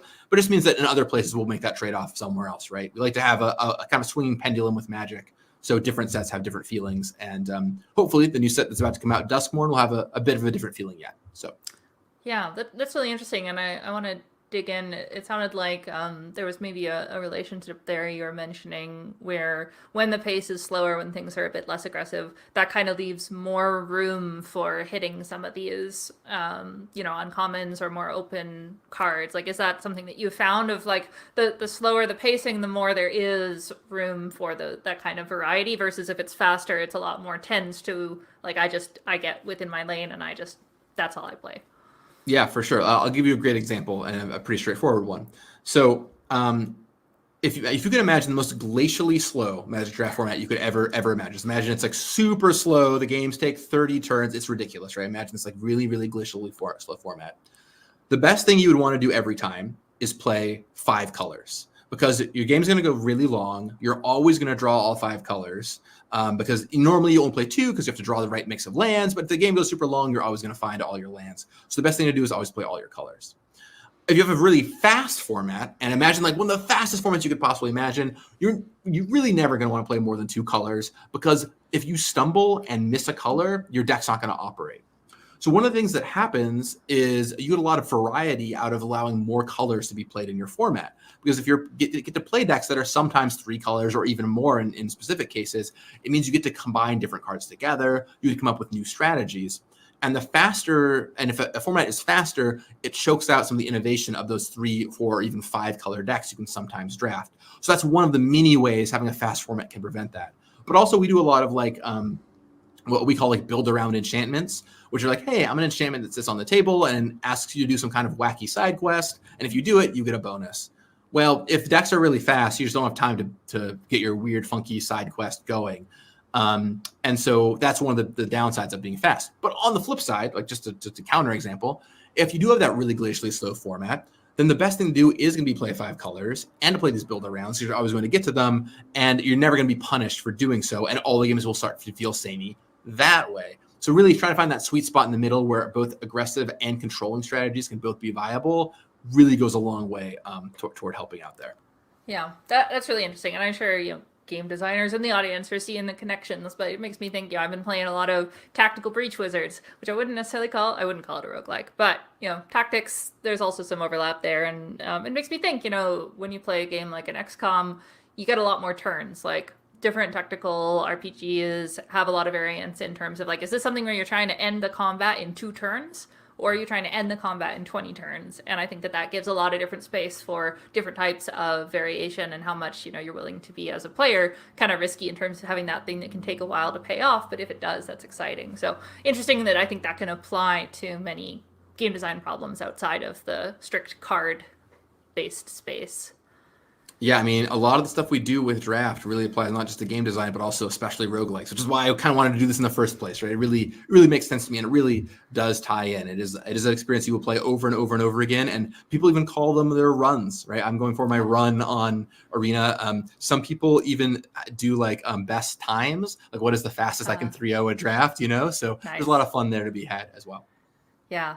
And I guess, since I think we could do this all night, but I want to make sure I don't go too late. I want to do some just open-ended of like, you've mentioned you like roguelikes. Obviously, you love Magic. Do you have just open-ended thoughts in terms of some of the overlap there? And, if you were to sit down and make a roguelike, I don't know if you've ever done that in your spare time, or if you think about Magic as a roguelike, like where do you see some connections in terms of the design problems that we face across our related but different? For sure. Yeah. I mean, I do think of Magic as a roguelike, and Magic, I mean, I've tinkered with other games, of course, in my spare time, but Magic really takes my focus. And I view just Magic in general, like let's step away from draft for a second. That's what we've been talking about this whole time. I just view Magic in general as a roguelike experience. And our whole game is, imagine you're a new player, you're coming in, you've never touched a Magic card in your life. You buy a few boosters on your starter set or whatever. You play a game or two against your brother or your sister, and you finish, and you're like, okay, time for more cards. And you go to the store, you grab some more cards, you upgrade your deck, you sit down, you play again, and you repeat this process in maybe what we'll call the tutorial or training mode a bunch of times. And then eventually you're like, all right, now I'm good enough to go on to the next level. And you go to your local game store, which is the next level up, right? And you're playing against people there. And they're teaching you new tactics you never had. You're probably going to lose a lot. You're probably going to go back and want to redesign your whole deck, but that's okay. And you go back and you come up with something new every single time. And then eventually you do that for long enough, and maybe you're leveling up the tournament play. Now you're going off the tournaments. You're playing with a whole new crowd, right? And so I just view the whole game itself as a roguelike. And one of the cool things about it is it is not only a roguelike in exactly the path that I just described, but it's a roguelike with 100 different game modes. Because there's so many ways to play Magic, people will do that exact process, but go into very different paths. I'll give you an example. So for a long time, when you think of Magic, you think of like competitive Magic, or maybe playing in a game store against other people, whatever. One of the big things that's changed in Magic in the past decade is the rise of this format called Commander. Now, Commander is a 4-player multiplayer format. It's got bigger decks. They're 100-card decks, no more than one copy of every card. You have like a commander who is the legend who is leading your deck. And all 4 of you play a free-for-all game against each other with 40 life apiece. It's quite a bit different from normal Magic. And it has become, over the past decade, the most popular way to play Magic in the world, period. And so at least paper Magic. It's always hard to know with digital numbers because so many more games are played digitally because the ease is so much easier. But anyway, regardless, it's incredibly popular. And so a lot of people will like start that roguelike experience. They go into the tutorial, what tutorial mode, or they're playing against someone at home a bunch, whatever, they get better. Maybe they're playing on Arena and getting better, whatever. And eventually they'll end up as a Commander player, which is this very different way of playing Magic, but they've found as their kind of end state roguelike experience. And Commander has a very different set of things you want to improve. Commander is a much more social game. It's not even about winning or losing. It's about making some sweet plays. So as opposed to competitive Magic, where you might play your roguelike run, let's say, and you come back and want to change your deck or change a card or two, in Commander, you might finish and be like, okay, I have a whole new idea for a new deck I want to build now based on something my opponent did. Or, man, this card in my deck wasn't very fun. I want to take it out, right? And those are the kind of different questions you ask because you're optimizing for a very different experience. And there's tons of Magic formats. I mean, there's so many we support and so many even more that fans have created that they love playing. And, every one of those is an entry point to someone's to a roguelike style gameplay. So I really view all of Magic as like one big roguelike with a million branching paths, and you get to find your own roguelike inside of there for you to play with, which is kind of beautiful to me.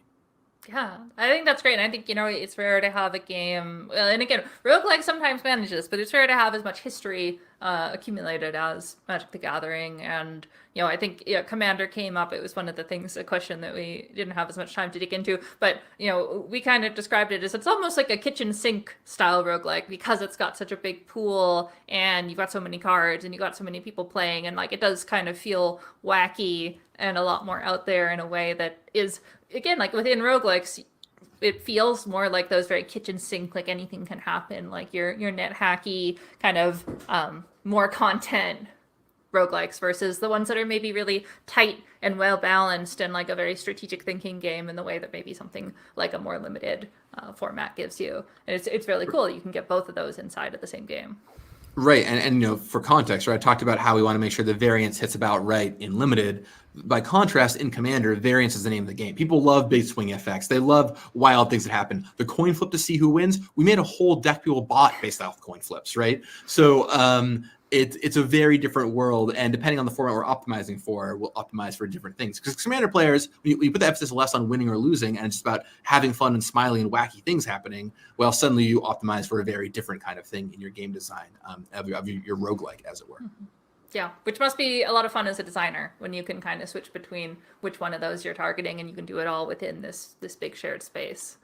Yeah, sometimes people wonder, or I've been asked, like, does it ever get boring working on Magic? Just one game, and I've been there for 13 years. Been here for 13 years working on Magic, but really, the thing is, it's not one game, right? Every set is essentially a new game. Every format is its own game. So I love it because it's so different all the time. It might only seem like one game, but man, every single time I'm working on something, it's brand new and different, and there's new challenges to face. So there's endless content to make, and as you mentioned, that 30 years of history gives you so much to dive back into and strange old things to resurface back on up. So I find there's always tons to do.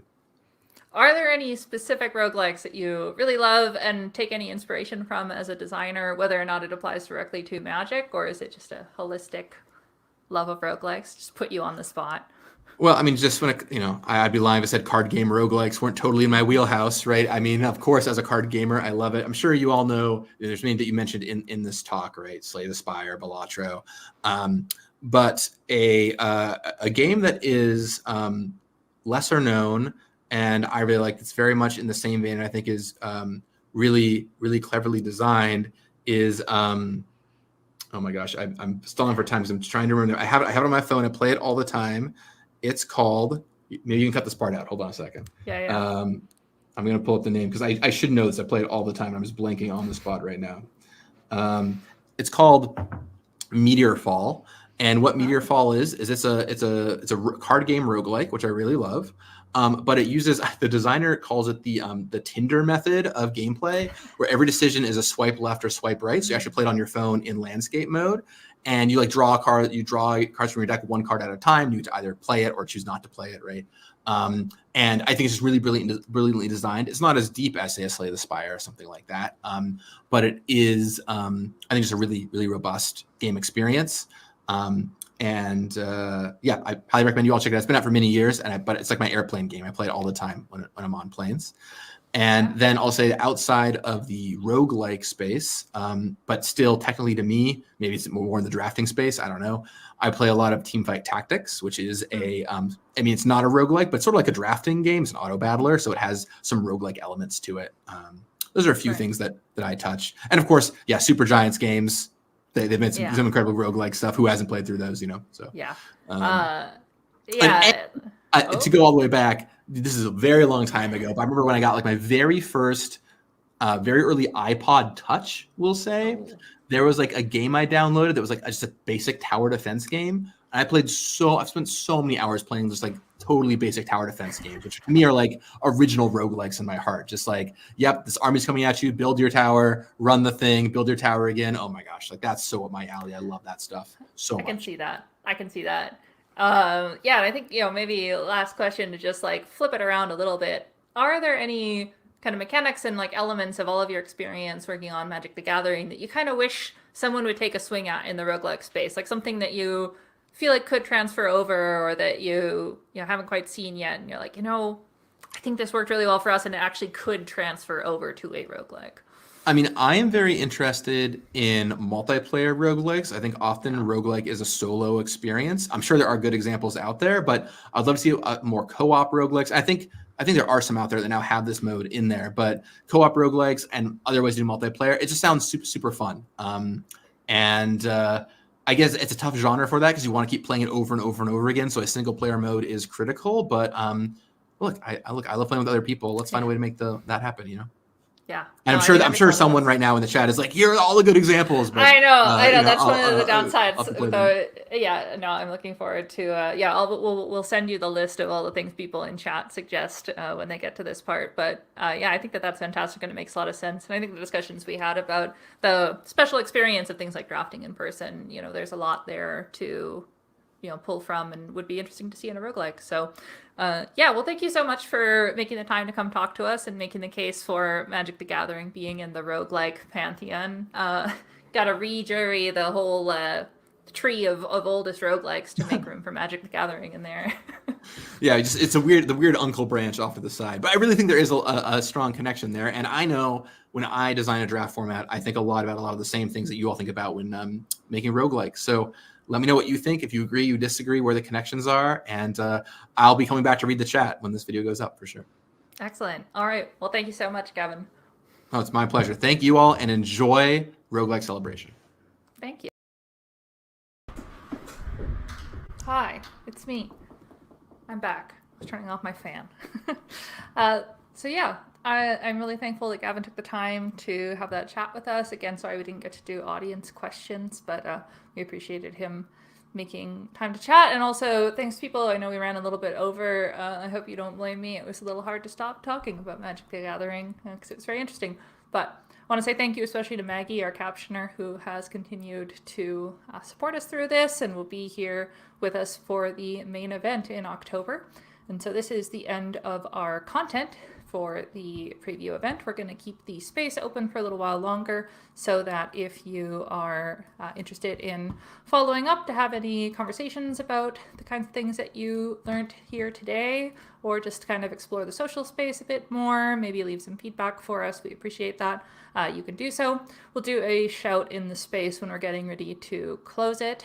And I just want to say thank you again to everyone for helping out. Having you all here is really a stress test of the space that we can't do otherwise. There's only so much that like 5 volunteers getting in here can do. So this helps us have a more solid chance of a good event in October. So again, as a final reminder, that main event is October 19th and 20th this year.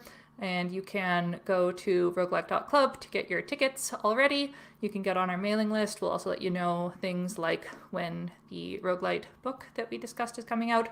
And that's also where you can get in touch with us if you are able to help out with MUD development, sponsorship, and also just generally volunteering. We have lots of random things that we need to just send emails and be part of moderating chat and all kinds of things. So we appreciate everyone who's willing to help keep this event running. But I am going to keep this short since we are already a little bit over. So as a reminder, if you want to discuss a particular topic, if you want to talk about the first topic of the philosophy and roguelites and academic thought and game studies, you can find like-minded people at the Body Singers stage. And if you want to talk with Andrew and you want to talk about combos and life as combos and making good combos, you can go to the Joust Arena. And if you want to just nerd out more about Magic the Gathering, again, I don't think that Gavin will be here since he had a different issue come up. But if you want to talk to other people about Magic, you can do so at the Whip Show. So thank you so much for attending, and we hope to see you all in October. Enjoy.